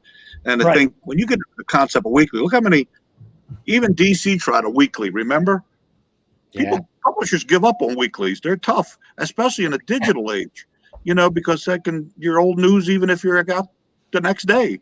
So I tip my hat to, and I think it's a labor of love. I think Cliff is not retiring off of comic shop news, but at the same token, every little piece, right? It takes a village. I hate to reuse that quote, but at the same token, everybody contributes on some level. Yeah. We have a tendency to take everything for granted. We've got so many little things that we regularly go on, whether you go to a heritage auction every week or you get comic shop news or it's Diamond Day or whatever. And it's just like this stuff doesn't magically happen. Everybody's, in addition to their incredible job of surviving, particularly during this time, is still managing to throw a little bit of bread on the table for everybody else to enjoy. And what would happen if the comic shop news and the this and the that little things go away? We're such a fragile industry. We need every little piece. And don't ever think when you're in your store and you're doing your little piece, it might not get headlines. It might not get noticed from your perspective, but it would get noticed if it wasn't there, especially if everybody's little piece was disappearing. And that's kind of the beauty and the tragedy, I would say, of being in a niche industry. But we've managed to watch this little industry grow outside of it, the bookstore market, the movies. And if you just go back to the 70s and think what the conversations would have been about the comic industry, it's almost a joke to think that anybody would even have these level of conversations because we were so busy worrying about just surviving. It's funny because I think this is unscientific, but I'm going to guess that more orders were placed by people seeing things in comic shop news than reading previews. At least in my shop, that was the case. It was an indispensable sales tool for my shop at a very great price, and customers noticed it if it wasn't there. One of the things that's happened with the advent of COVID and being forced to stay home, some states worse than others, interesting the way life works. When it forces you to do something, patterns change. And that's going to be stick to the walls too. For example, if you were a person that went out to dinner once or twice a week, but now you couldn't, and you're a little upset about it because you're used to it. But then you kind of got used to the money that you spent being in the bank and not on your credit card. You might find that after COVID, you go out half as many times. Yeah. To our credit, I mentioned this earlier, because there's this passion and this desire for buildup, you don't want the continuity to be broke. All of a sudden, you got all this time at home. Maybe you're on your computer a little more often on the auctions. And look how auctions work. The more people that are online at the same time, the more chances it's going to drive the prices. Because many a comic didn't sell at an auction because the right guys or gals weren't there when the switch was tripped. Now, because everybody by force, all right, I'm going to go to the computer. I'm not going out tonight. Do you ever see some of these prices that are happening on Sunday night at Heritage?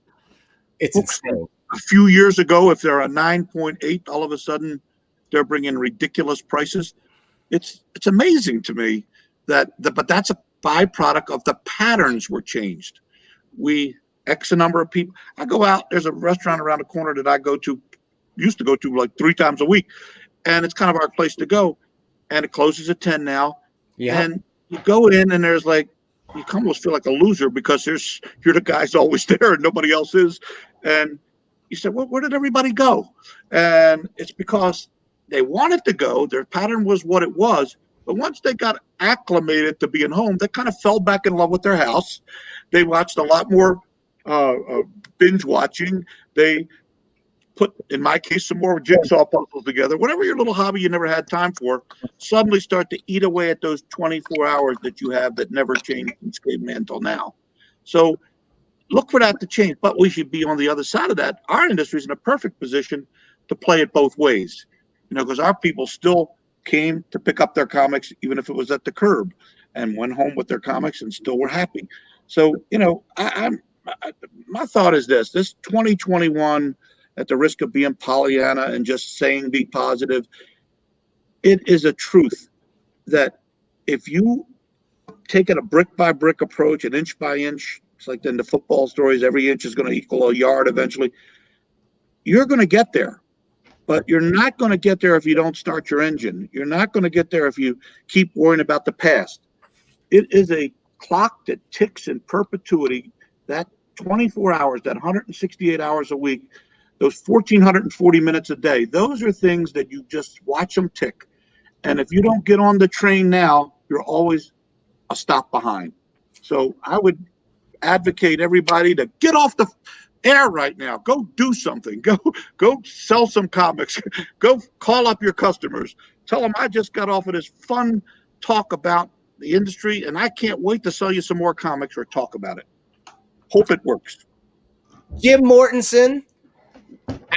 Okay, based on these changes and looking forward, do you see things snapping back to normal? I mean, maybe not in 2021 or beyond, or do you think we've got a permanent secular change in patterns like Steve is suggesting maybe we have to be prepared for? If so, what are you doing to prepare for that? I think a lot of us just wait and see at this point. There's going to be big changes. There's going to be big changes coming with taxes and whatnot to pay for all the stuff that we're setting out at this point as a country. I think that shopping patterns have changed.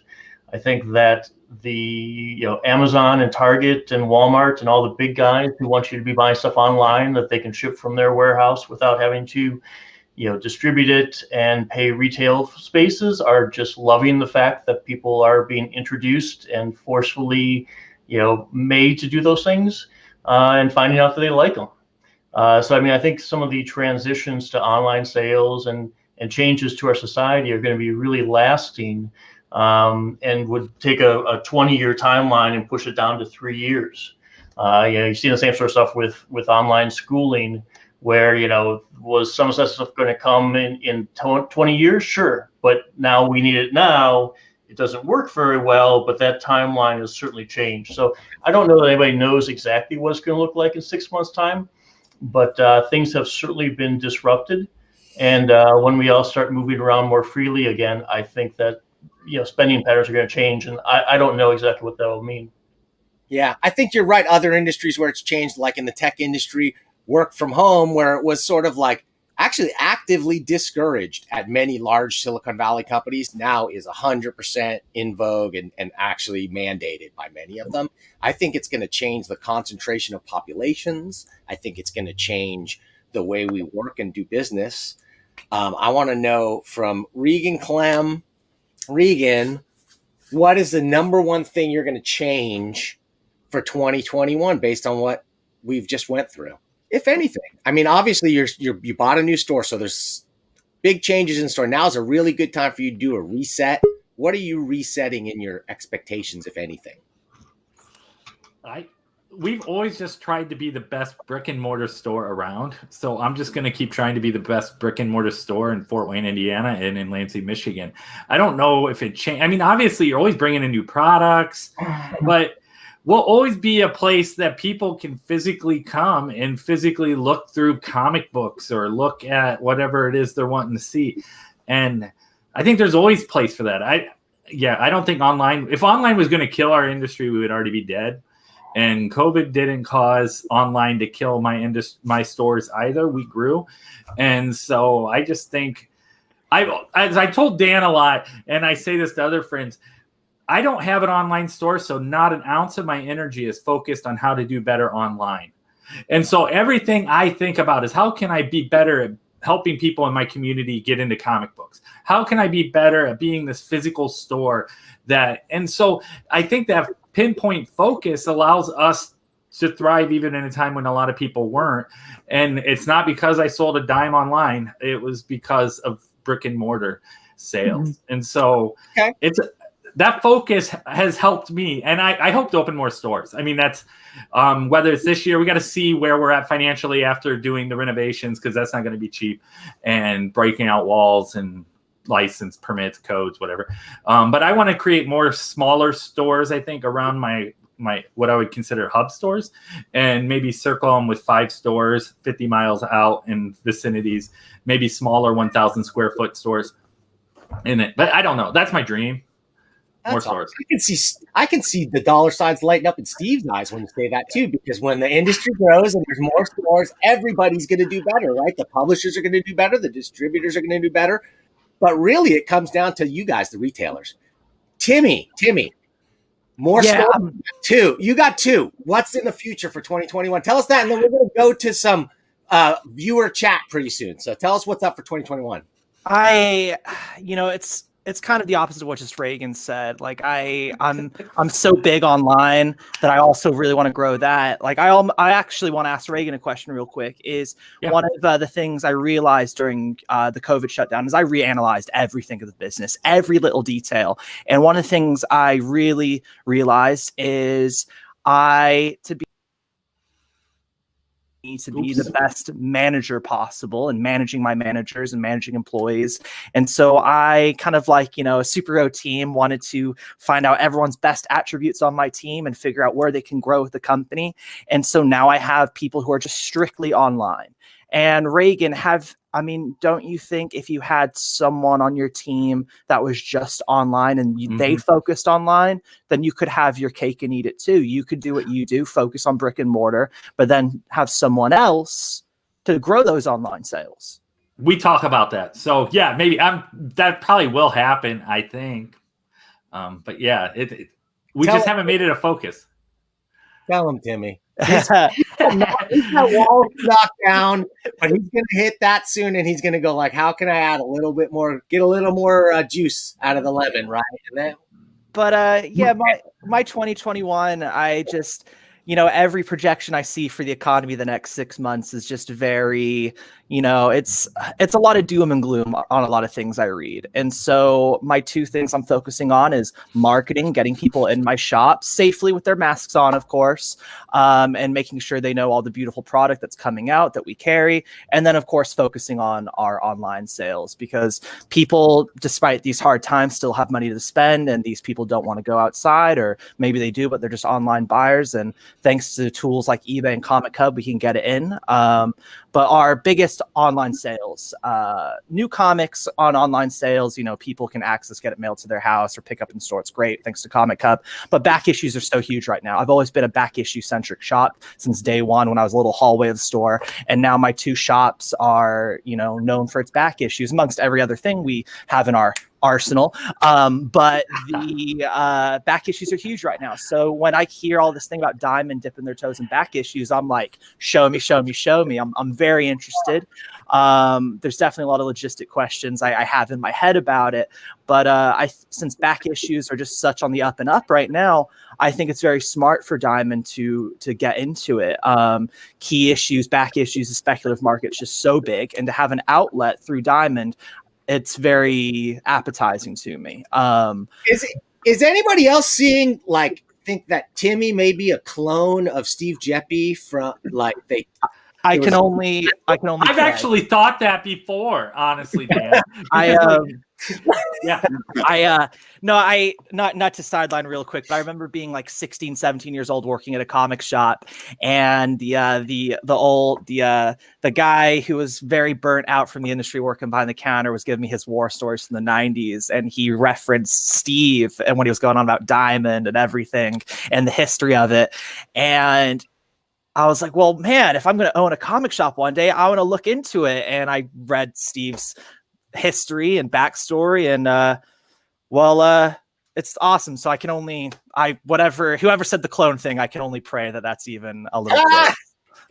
I'd be very lucky. But yeah, when I was having the technical issues, I never got to say thanks, Steve, because without you, obviously, we all wouldn't have, because New Comics such a big part. But when my town was on fire for a week straight after a mass shooting, Diamond kept me in business. So thanks for that. I've never been able to say thanks.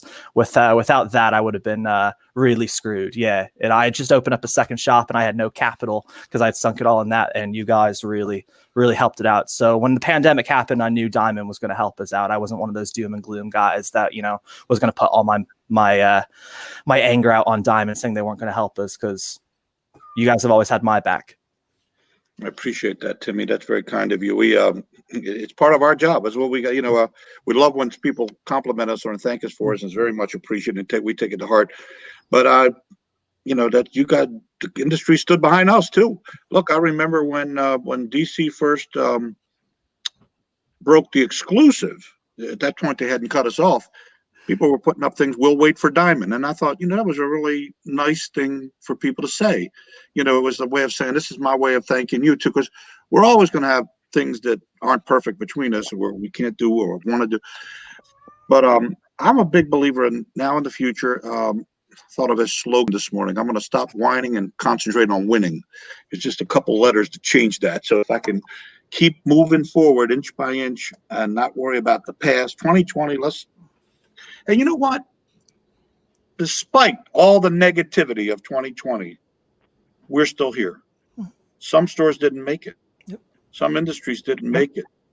You should salute yourself for survival. 2020 still had its blessings. We had the blessing of learning what we had and what it feels like when it goes away. So I'm a gratitude person, and I really believe that we build off of positivity. And I had my first great-grandchild this year. How could I ever look at 2020 as anything other than a blessing? I mean, yeah, there was other things that went wrong, but then I can take my best years and find things that were bad. It all depends on where your focus is. But you guys are the lifeblood of the industry, the retailers. It's refreshing. I mean, my son's a big fan of yours, Tim. He speaks highly of you. He's very motivated. He's a good barometer, because I'm the old guy in the company, and he's the young guy that still has a better feel for the pulse or the heartbeat. And believe me, if there's a retailer advocate out there, and you think I get hammered sometimes, my son hammers me more than anybody, because Dad, you got to pay attention. Well, I'm trying to pay attention. Yeah, but you got to do something. He's all over it, and I'm glad he is, because that's kind of like what I like to think I was back in the day, and I don't like to forget it. But trust me, guys, this is a real privilege for me to get on and be able to talk, because oftentimes people don't even know I exist, and they think I'm just the man behind the curtain in Wizard of Oz. And I just really appreciate the sincere trust that you guys place in us. And it's kind of like, if you were on a plane and oxygen mask comes down, it's nice to know somebody's there to help put it on, and we need to do that for each other from time to time. And remember what the bigger picture here is: the industry. Without the industry, we could go talking all day long about who does what right and who does what wrong. We got an industry, and thankfully, and I go reference the Hollywood Reporter again, they have recognized, to my glee, that our industry is doing as good or better than most when it comes to survival, to the point where they even wrote about it. So that was, to me, validation of what I tried to say back in March. Hopefully, when this all shakes out, with everybody having problems, we'll show that we were a little bit better than others. And our comeback is really becoming bigger than our setback, and I think that's been proven. Awesome. Steve, I'm getting pinged by Kathy Govier over there at Diamond. Like, are we ready? She's putting you to hook on you. She knows I got another appointment, but I hate to get off because I'm loving it. By the way, yeah, go ahead. I said, how big is your store? I'm looking at that beautiful store, and I'm trying to get a sense of square footage. We're about 1,500 square foot. The front of the store is about 1,200. There's a back room that's smaller. That's about 300. That's got anime or manga posters, art books, whatnot. It's really impressive. I mean, it looks bigger. Yeah, I think it's a fisheye effect on the photo on the lens. Oh, you're photoshopping me. It's green screen, but it's accurate. It's a beautiful store. I've not been there in person, but I know, people just talk about it as one of the best looking stores around. I really, and it's been that way for a really long time. Like Jim's store looked that good before almost anybody's stores looked that good. So awesome. You're too kind. It's part of the package. It's the product. It's the atmosphere, the clubhouse. Collectors are very egocentric. If condition, right? We want the mint copy versus the poor copy. If I shop at the shop that looks like crap, I feel like a second-rate collector. I want to go to the shop that everybody wants to go to because it's so classy. So remember, that's a part of what you're selling, amigo. I hate to say it, but yeah, if somebody says, you buy it, somebody does not in the comment, you buy it at that dumpy little store. No, I buy it at Jim's store. The beautiful. It's part of what you're selling, and it's a fact. It's appealing. Dan, I want to commend you on picking a crew today. You got young, middle, and ancient like me. So you got it. 2021. I said this to my employees. I said, when you go from 20 to 21, you're considered an adult. Well, I think our industry has proven, and from 20 to 21, we have acted and behaved like adults. We weathered the storm. We're not just low-hanging fruit guys that can brag about how good things are when they're good. We've learned to get up off the deck and take a punch. And a lot of other industries, although I don't wish them any harm, I think that they probably could take a lesson from a page of passionate entrepreneurs who care about their customers and the industry as a whole. So, now, before we wrap things up, if I could, I just wanted to add one thing. Back in March, April, sometime like that, probably it was April or May, on this show, when you, Dan, when you asked me what I thought was going to be one of the most important things that happened in 2020, I said without a doubt it was going to be the fact that Steve took the bold step of shutting the industry down at a time when a lot of comic shops simply could not open. And I said at that time, it may have been painful for some, but it was an industry-saving move, because had some shops in some parts of the country been able to carry comics while the vast majority of their comrades and comics retailing could not open, this industry would have been devastated. And I still think, now that we're at 2021, I stand by that prediction. Steve, that was the thing more than anything else that kept this industry alive. Well, I know it scared the hell out of my bank. It wasn't easy to do. Hey, shameless plug before I forget and Kathy gets mad at me. Free Comic Book Day. August 14th has been chosen for the 20th anniversary. And so the April order form will start proselytizing, the good stuff. So we didn't skip a beat. We had a kind of a quasi free comic book day period. But Joe Field should be happy. We're going to hit on our 20th anniversary and a lot of fun things to look forward to. So thank you guys so much for giving me the opportunity to brag about our industry to the people who it relies on most. And we're going to have a great year. I'm telling you, I'm not, like in baseball, my baseball guy, we get a general manager comes and says, well, this is a 3-year fix. Damn, I don't want to have no 3-year fix. I'm 71 now almost. I can't be waiting 3 years. What have you done for me lately? Let's do it this year. And there's no reason why we can't. Evidence Regan's numbers. He may be an anomaly, but you guys have done a fabulous job of keeping the heart beating. And, it's like those AED things where you shock somebody's heart. Sometimes they come out stronger than ever. So have at it. Get off the phone, call your customers up, recruit them. That's what I did back in the 70s when I didn't have new comics. And I was sitting there all by myself, twiddling my thumbs. I got on the phone. Hey, Joe, come on over. I just got this great new collection. Recruit them. That's what you're getting every day on your emails when Netflix says, what's on tonight? They're doing their job. They're not waiting for you to dial up Netflix. They're going to send you a message to do it. Thank you, Steve. You stayed longer than you agreed to. If you can stick around and we're going to go through some. I do have to run, but I mean it from the bottom of my heart. I wish I could stay longer. I'm always happy to come on if you'll have me, and I thank you guys. By the way, while I got a few of you together, for all your business, for all your faithfulness, your loyalty, and to all the retailers and consumers out there that support the industry. It doesn't go unnoticed. It's very important, and I'm just proud as can be that I have been fortunate enough to be in the position I'm in. So I'll take the hits and I'll take the compliments, but one way or the other, happy to be here. We're still alive. Other industries are disappearing, and we're partnering as we've done for 80 years with every new thing that's supposed to put us out of business, including now a virus. We've even beat the virus. So God bless. Thank you, Steve. Steve, for everything you've done. Thank you. Pretty rare to get all the retailers on one of this panel to agree on one thing, like they did about the pandemic, especially the shutdown, especially something as controversial as that. I'm going to say that's the kind of bold leadership I wish we had in other parts of our society. I'm not going to specify which ones, but thank you, Steve. We're going to stick around and answer some questions here from the people, but I know you got to go. So thanks. Well, again. when I will watch the rest of this later on the recorded version, so I don't miss anything.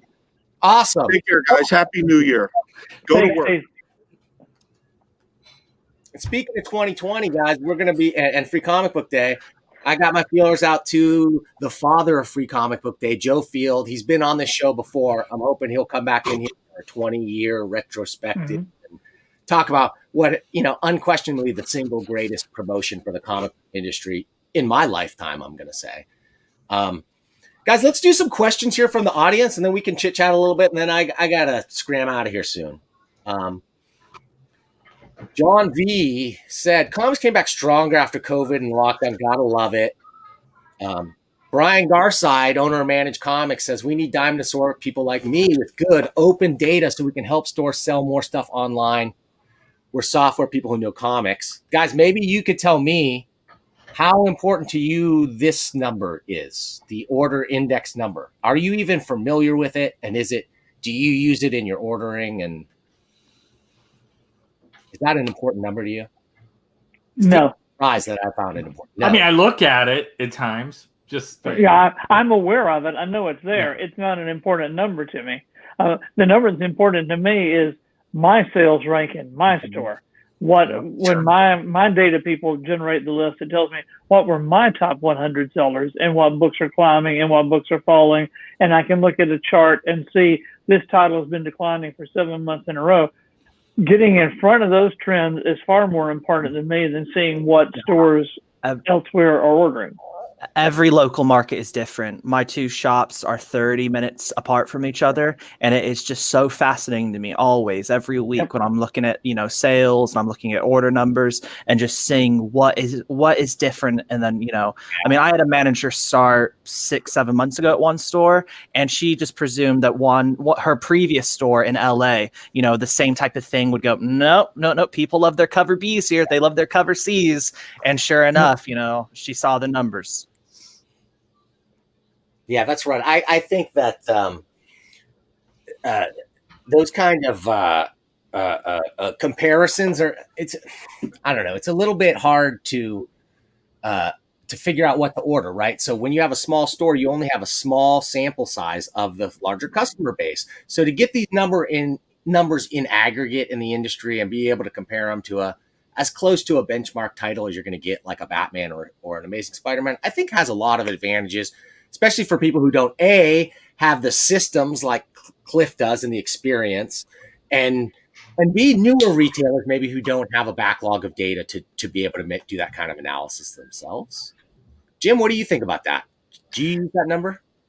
No, not really. I mean, those numbers again are good if you don't have the history of numbers and data to do your ordering on. And many times, whether it's net list or year-end lists or whatnot, I'll look through them. But the number of things I can look at and say, wow, I'm really underperforming in the amethyst area, because amethyst was number 67, right, and on my list it was number 82. It's completely useless. It's much more interesting to look at as an indicator of how comics are doing in general, how things are going up or down, how big the market is, how dominant DC or Marvel or Image is, sort of trends of going up or down. But as far as useful for myself inside of my store, my data is useful. The data that way is not really helpful. Anybody catch that picture of the Godfather behind Steve Geppi? Yeah, that was awesome. That was so awesome. The whole room is Godfather themed, apparently, which so awesome. Well, now we just on the subject of charts, I wanted to mention that one of the charts that I use far more than a chart based on what stores are ordering is I'm really eager to look at Rich Johnson's weekly chart of what's sold on Wednesdays in comic shops and supplying with that data over on Bleeding Cool, because what stores order and what stores sell can be two very different things. A store might order 100 copies of a book if they have a customer who wants a 1 in 100 variant and is willing to pay the price for it, but they may only sell 20 copies of that book because they made their money off the variant. I want to see I'm really curious what is selling in stores and what is moving, and Rich does a good job with that. Rich has been watching this entire stream and commenting throughout, so he'll be glad to hear that. I'm dying to get Rich on the show. He's agreed, but with him being across the pond, its timing has been a little bit difficult for us. He needs to quit sleeping. That'll solve it. I tell you, worked for me. Let's see. Oh, in Britain, Rich says, speaking of Rich, the city center stores are dead, but the orbital town stores are booming, even in full lockdown. I think this is just the trend we saw. We saw in the 2000s, people going back from the suburbs into the cities. Everybody had to live where the action was. I want to pay too much to live in a really tiny place, crowded and surrounded by cool people. This thing has flipped it on its head. And we're talking about people selling their houses and moving to other places. So I don't know, Jim Mortensen, I think that's good for you, maybe, right? Like, you're a suburban store. Timmy, you guys are suburban. Cliff, I'm suburban. It has benefited us. A lot of our customers who used to drive into into downtown Atlanta for work are now working from home.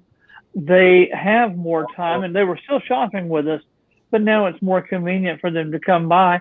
And sometimes we get 2 visits a week instead of 1 out of them, and they're looking for that. They pick up the new comics on a Wednesday or a Thursday maybe, but by the weekend they're looking for a trade paperback to read, or they're looking for a couple of back issues to fill in a hole or something like that. So that benefits us. So maybe criminal records loss has been Dr. No's gain? It is possible, and I haven't talked to the criminal records guys. I am good friends with Mike Van Houten at Oxford Comics, who is closer. He's very close to the downtown area. Mike is doing well, but he's made changes also to maximize profits in a turbulent year. And I think that he too has benefited. He says he's seeing customers. Everything becomes more local right now. People are shopping at the shops that are nearest them and going in more frequently. It's almost like a resurgence of your friendly neighborhood comic shop. Thank God for that, right? We need more of those things. All right. Ali says suburbs are the new cities, cities are the new ninnies. Does that not allow balloons in the shop? What? My favorite one was, those air things that they pack. Sometimes you get a package from Amazon, it's got a bag full of air. Well, they make those bags in China, so that air is you got to be really careful about popping those bags, right? That was the big rumor when COVID started. All right. Oh, friend of the show, Robert Beerbaum, shy friend of the show who refuses to show his face on camera and talk about his rich history in comics retail, says, all those 9.8 near-mint slabbing speculators are always complaining about damage, which seems rather foolish to expect the same on every book ordered. Steve and I talked about this. Steve, before we went on air, Steve thinks there should be a different standard for grading for books in the newsprint era compared to today. What do you guys think about this? What do you think about slabbing? Timmy, you're a slab.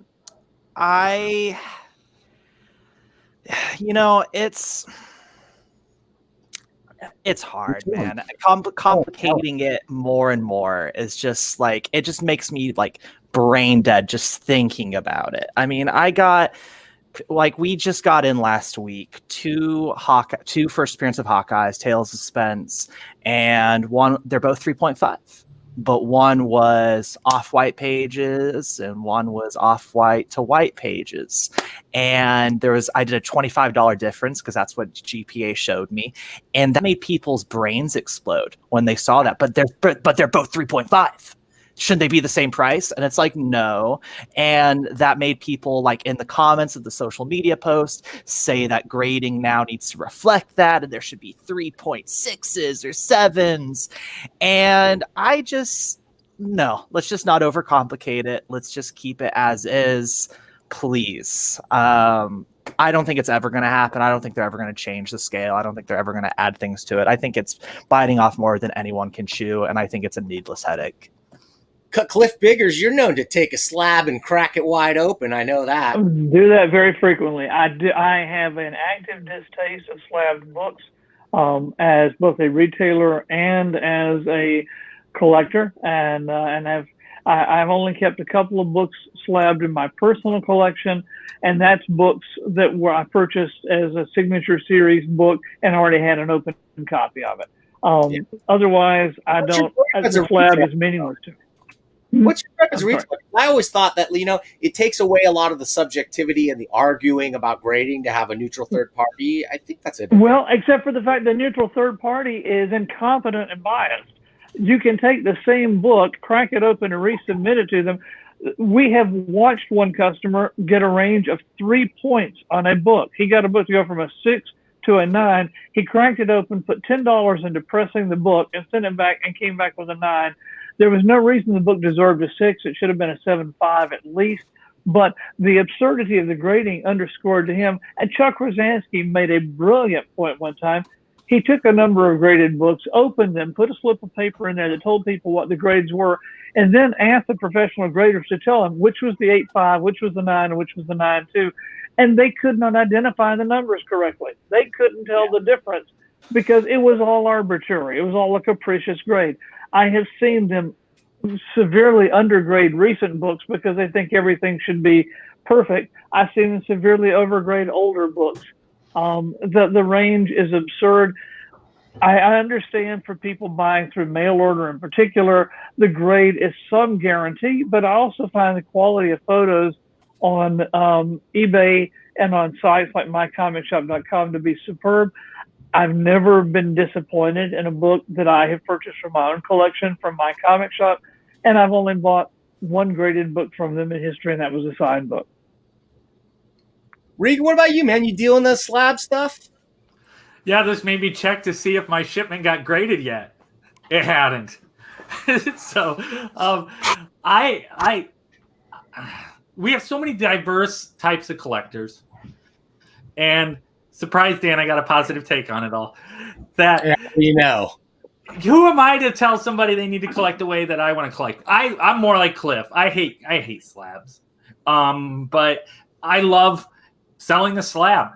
So we got speculators, which they make it difficult. I have a thing that really works, I think, to make them so they can't buy. What's your best price, Regan? What's your best price? Exactly. Well, see, I'm not at the store all the time, so we don't go down on price. Like, our prices are what we have, and that just has been our policy, and that makes it easy because I can't have my workers. Like, we got a whole team of workers, and they can't go down on That's price. That's my favorite question, by the way, Timmy, because my best price is my highest price, of course. Right? Yes. Yeah. And I say that every time, and they're like, is he joking, or is he serious? I think you want my worst price. What you want is my worst price. Yeah. I lose. I take food off my children's table so you can. Yeah. Yeah, exactly.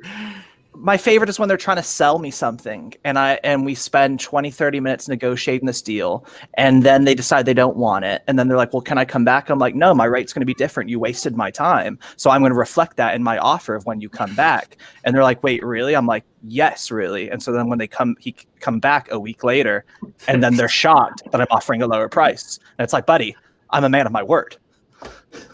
Josh Geppi is a Regan Clem fan as well as a Timmy Heague. I'm humbled. But Dave Kelly needs more gym. I've said that about a lot of my shows. Needs more gym is a frequent comment in the YouTube comments. It's always true. Let's see. Bleeding Cool definitely saw an advertising bump to replace Comic-Cons. Jim, you were a little surprised about that scenario we discussed about. Yeah, I actually had to consider that. I mean, I don't know how big the convention circuit is. I mean, if there's $50 million or $100 million of purchases in conventions, that's all money that's sitting on the sidelines right now, and that could certainly account for a lot of the bump that everybody's seeing in their stores today. If there's $100 million there and 70 million of it gets transferred to comic shops are suddenly great places to go, and they see a huge jump. And then next year, when the conventions reopen, I don't know where that money goes to. Will they reopen? Will they? Good question. We might got another year. It's not just the books that they didn't buy at your store that they bought at the convention, though. It's that they didn't have to buy that hotel room and that trip. Right. Now they have this extra money and they love comics and they want to spend it. But what I'm also seeing is that my customers who are buying more back issues, that's not necessarily money from comics they're not spending. It's money they weren't spending going to the movies, going to a concert, doing other things. They're staying at home, so not eating out as much. They have those whose jobs haven't been affected by this have some extra cash, and they like putting it in a hobby they enjoy. And right now, something you can take home and read and look at that's an individual enjoyment has a great appeal. I just want to say that it's sometimes dangerous to make long-term plans on short-term changes. And this happens with publishers all the time. Publishers will change books from $2.99 to $3.99 or to whatever, and they don't see any drop in the sales figures for 2 months. They figure, hey, we'll do this for the entire line. And when you do it for the entire line, it tanks things down. I mean, there's plenty of things that are unfortunately long-term plans or plans that you can't alter are made when you're seeing a short-term situation. So it'll be interesting to see where we're at a year or 2 years from now.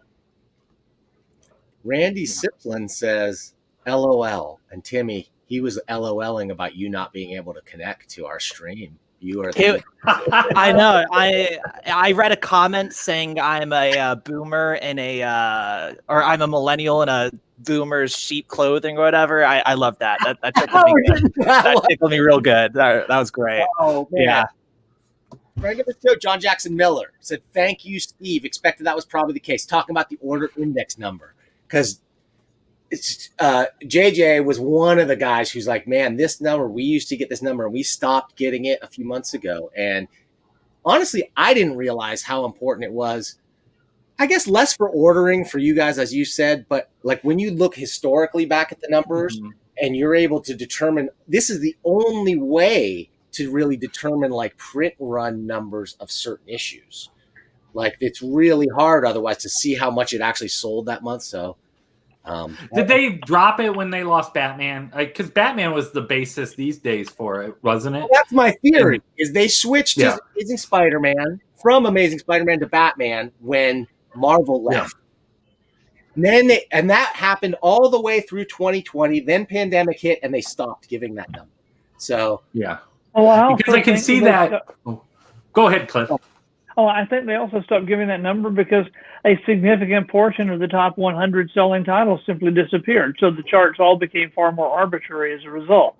When you have no DC numbers, because part of the advantage to DC for leaving Diamond was they get to increase that secrecy and hold sales data away from us, and they don't share it in any way whatsoever.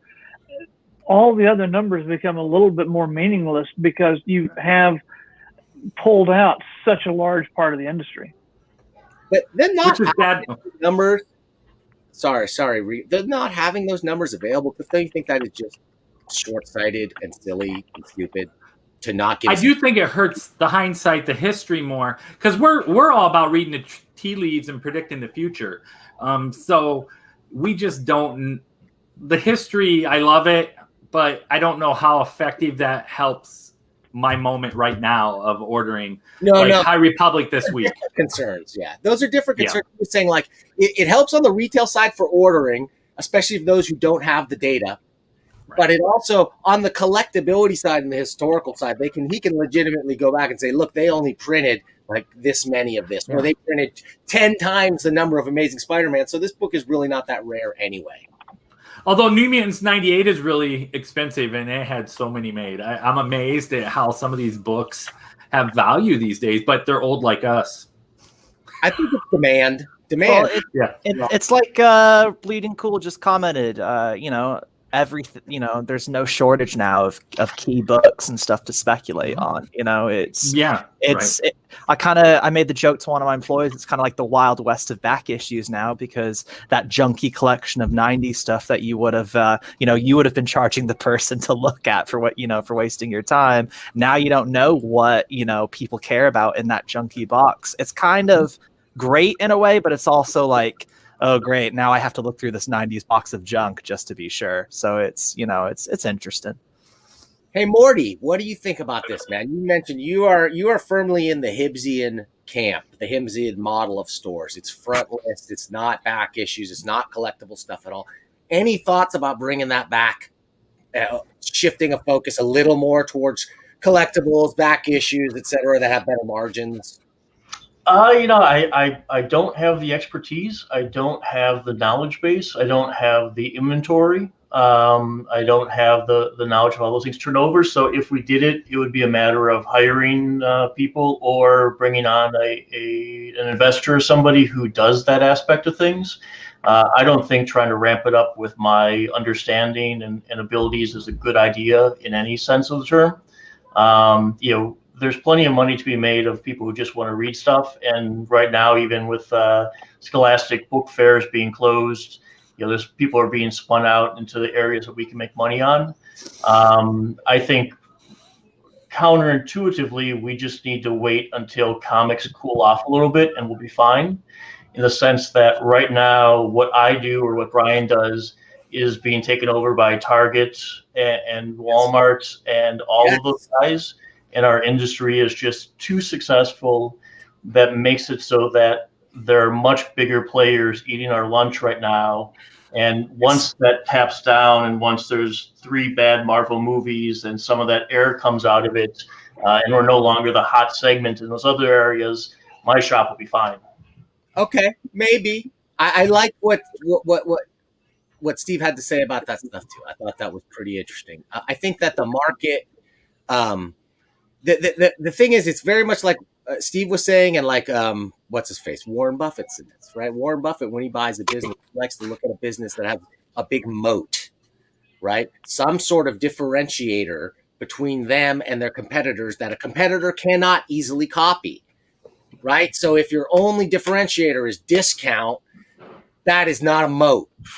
The moat is the service, the selection, the inventory of rare back issues that cannot just be ordered from a distributor.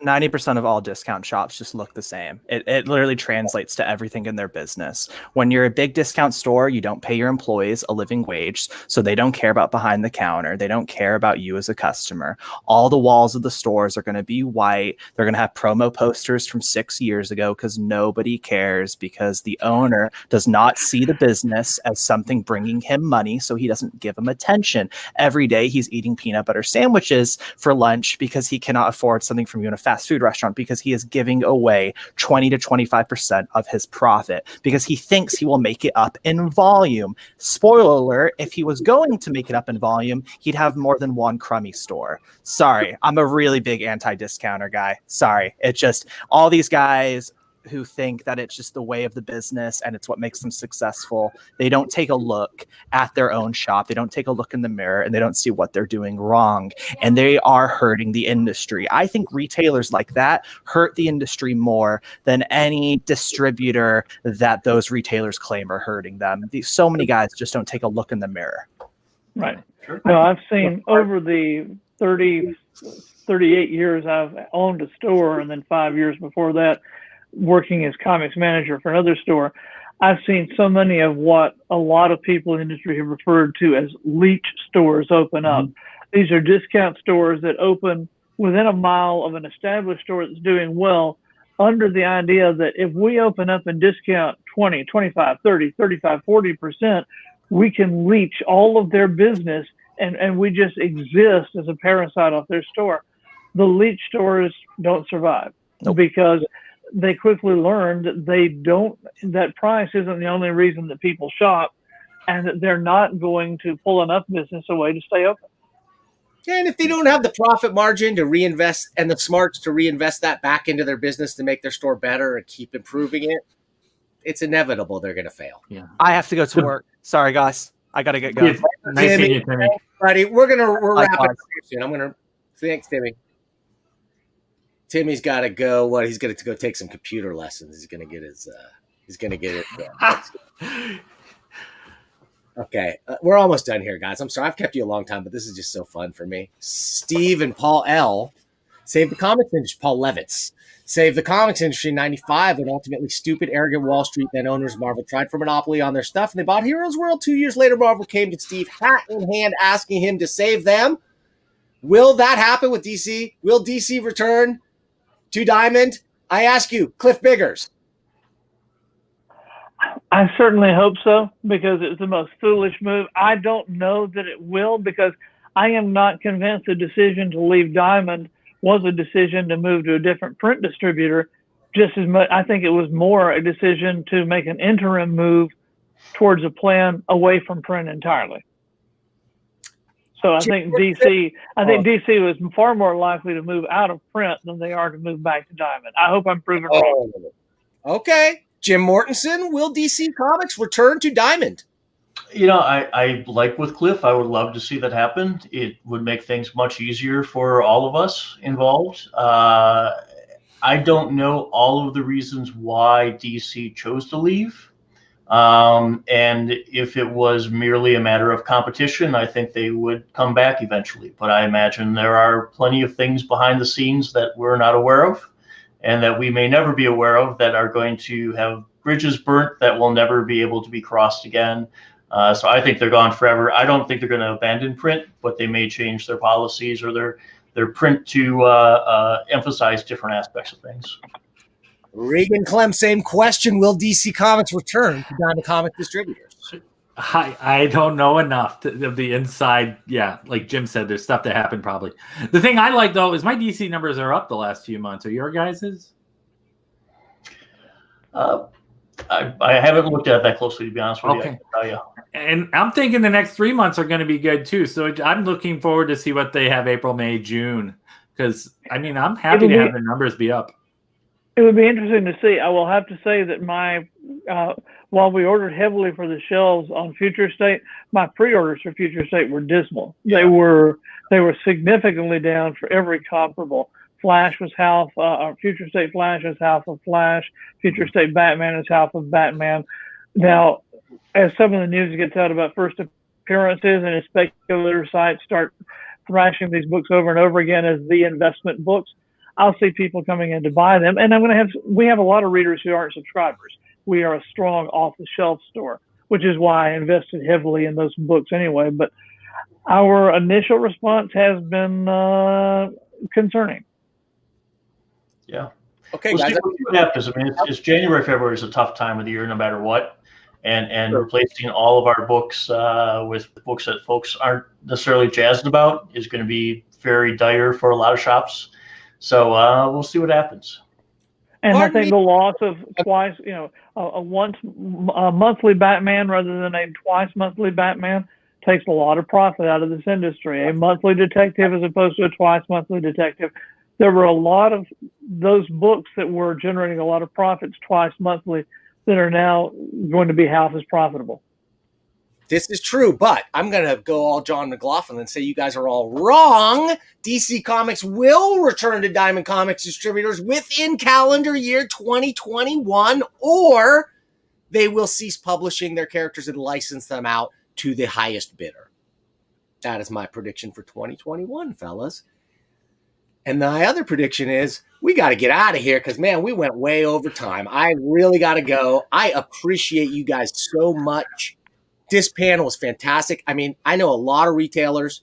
There are a lot of really high-profile guys, like I said, that could have brought in. But you guys are the ones that I know. I know the best, have been on this show before, and are the lifeblood of this comics industry. Thank you. Probably the best looking as well. Thanks for having us, Dan. Thank you, guys. Any final thoughts, Regan? Regan, give us your final thoughts and any predictions for 2021 that are not DC related. Well, you told me to have a book recommendation, so I got one. Oh yeah, and if one of your viewers have not read that book, and again, like it's a book that makes you want to be a better person. So I love that book. Like you get to the end of it, and you just want to be a better person. I'll hold it up again. Okay. Regan, yeah, we reviewed this on the show briefly. Yeah, you did. Adrian Loneliness of the long distance cartoonist. Long distance cartoonist. It's an amazing book. Yeah, it makes you want to be better. And I like comics that make me want to be a better human. I think that's when comics are their best. Awesome. I forgot I told to bring a recommendation, but thank you, Regan. That was a great one. No problem. And I predictions for 2021. It's chaos. I have no idea. Like my Marvel sales are a little down, so I hope they figure out something to do magically that. Yeah, Aliens will be a big hit the first month. I hope it sticks around. I don't know. So cool. Thank you, Regan. We'll talk to you soon. Yeah. Bye-bye. Thanks. Oh, let's go, man. Let's go to Morty. Morty, what do you got for a prediction for us, if anything? And a recommendation if you remembered to bring one. I've got up in the back there the Wonder Woman Dead Earth was great fun, and everything that Scott Snyder would like to be heavy metal is in this book. So I didn't read nearly as many comics as I usually do. Been a little bit stressful this year. As far as what's going to happen in 2021, I really literally have no idea. I think that everybody who's been waiting for shops to go out of business, I think in the first half of this year, we'll see far more go out of business than this last year. It is a new paradigm. There are new levels of where we're working at. And I think a lot of people are probably bidding their time where, I'm breaking even now. Well, let's see where it is in March, or let's see where it is in June. And when they realize that those numbers aren't going back to where they were, we're going to close down. I think we're going to see a lot of shops close by the middle of next year. And while there are new shops coming in that are opening up, some of the shops that are closing are ones that have been around for 25, 30, 40 years. And some of those new shops that are opening up aren't going to make it to 2 or 3. And or be a lot smaller with a lot smaller footprint and fewer readers. So, I think it's going to be a tough time for us for a long time. Nobody knows what's coming down the pike, but I'm not making any long-term bets one way or another until we see what comes out. Yeah, I think there's a lot of people in the situation too that they might just have a lease that they're riding out. It's like, I'll just slide till the end of my lease. Oh yeah, that could be. Yeah. It's better to lose $1,000 a month than lose $5,000. So, hang in there for another 6 months and then throw it down. Yep. Yeah. Well, thank you, Jim. Thanks also for the recommendation. That's one of the few books that I've heard so many good things about, but I haven't read this year. I'm going to make the point. Definitely should check it out. Thanks for having me. Thanks, Jim. See you, buddy. Cliff Biggers, you've been around the longest, so it's fitting. I've been around for a while. So give us your benefit of your decades of experience and predict something. Well, my prediction is that we're going to see growth, particularly on the independent market in 2021. I think readers have become more aware that good books don't have to come from just the biggest companies. And in terms of a book that really, I think, is a great highlight of why I feel this way, there's a superb book called Yasmin that came out from Scout. Just a wonderful book about a teenage girl's horrifying experiences in Iraq, and then her experiences coming to the United States afterwards. That was a book that I think really put Scout on the map for a lot of people. They had seen Scout as a minor indie publisher. This is a book that's every bit as good as anything that carried a Vertigo label before. And I think it made people say, look, these people are doing quality books. They're not at all what I thought. Scout's got a great line of books, and they're just one of many indie publishers out there. Vault is publishing some super high quality stuff, and they're starting to get on the radar. Yeah, they are. I've heard stuff about them this year, and I'll be honest, I'd never heard of either of those companies before, and I heard great things about both of them this year. Yes. I think you're going to hear a lot more from both in 2021. Fantastic. Thanks for that prediction, Cliff, and thanks for coming on the show, man. Thanks for having me. I always enjoy it. Anytime. You know that, Cliff. Honestly, any show we have, you just call me, you say, Dan, I want in on that thing. You're in, pal. I appreciate it. Thank you very much. All right. See you later, buddy. Guys, oh my gosh. You still got 40 people watching, and we had a height of like 60-something people. Once Steve bailed out, a few people left, but a lot of you stuck around because we got a high-quality panel this time. Maybe the host is not so great, but the panel at least was pretty good. Holy cow, I hear that all the time. That guy, Dan, gets good guests, but she's got to work on his interviewer skills. I'm trying. One thing that's going to happen, guys, this year, I'm going to be doing a little less interviews, I think, and a little more kooky experiments. I got ideas. You're going to see more from the $1 Million Mailbox. You're going to see me interviewing or looking at more indie comics and just reviewing and reading comics that are not on people's radar. What else are you going to see? Oh, man. Next week, nobody. I'm taking a week off. I'm going to hang out with my family. Going to the Bay Area. Going to see my extended family. It's going to be great. Following that, who have we got? Oh, my gosh. Andy Runton. You know who Andy Runton is? Andy Runton is the creator of Owly from Scholastic. That book started, I think, from Top Shelf, and I was supporting it way before it was on Scholastic's radar. I loved it. My kids loved it. We might even see a cameo appearance of Jellybean Shaheen, my oldest daughter, who loves that book and has some important questions to ask of Mr. Runton. So until then, thank you for watching. Thank you for liking, subscribing, supporting this channel in every way that you do, and you do. I appreciate it. If you want to see your comics on screen in the $1 Million Comics Cam, where do you send them? Oh my gosh, there's just one place. Comic Book News, P.O. Box 1163, Arcata, California, 95518. Not Arcadia, not Arcata, Arcata, California. Beautiful, Humboldt County. Send them in. We'll put them on the $1 Million Comics Cam. I got a few. The stack is building up. I get a couple more. We'll bring in Larry and we'll talk about them. Thank you for watching. I'm going to get out of here. We're going to play our closing credits, but you're definitely going to want to stick around because if you're a watcher of the show, you know that I always have a secret comic book related cameo at the end of the credits. What will it be this time? I'm not sure. But when will you see us again? Of that, I'm sure. That will be next time.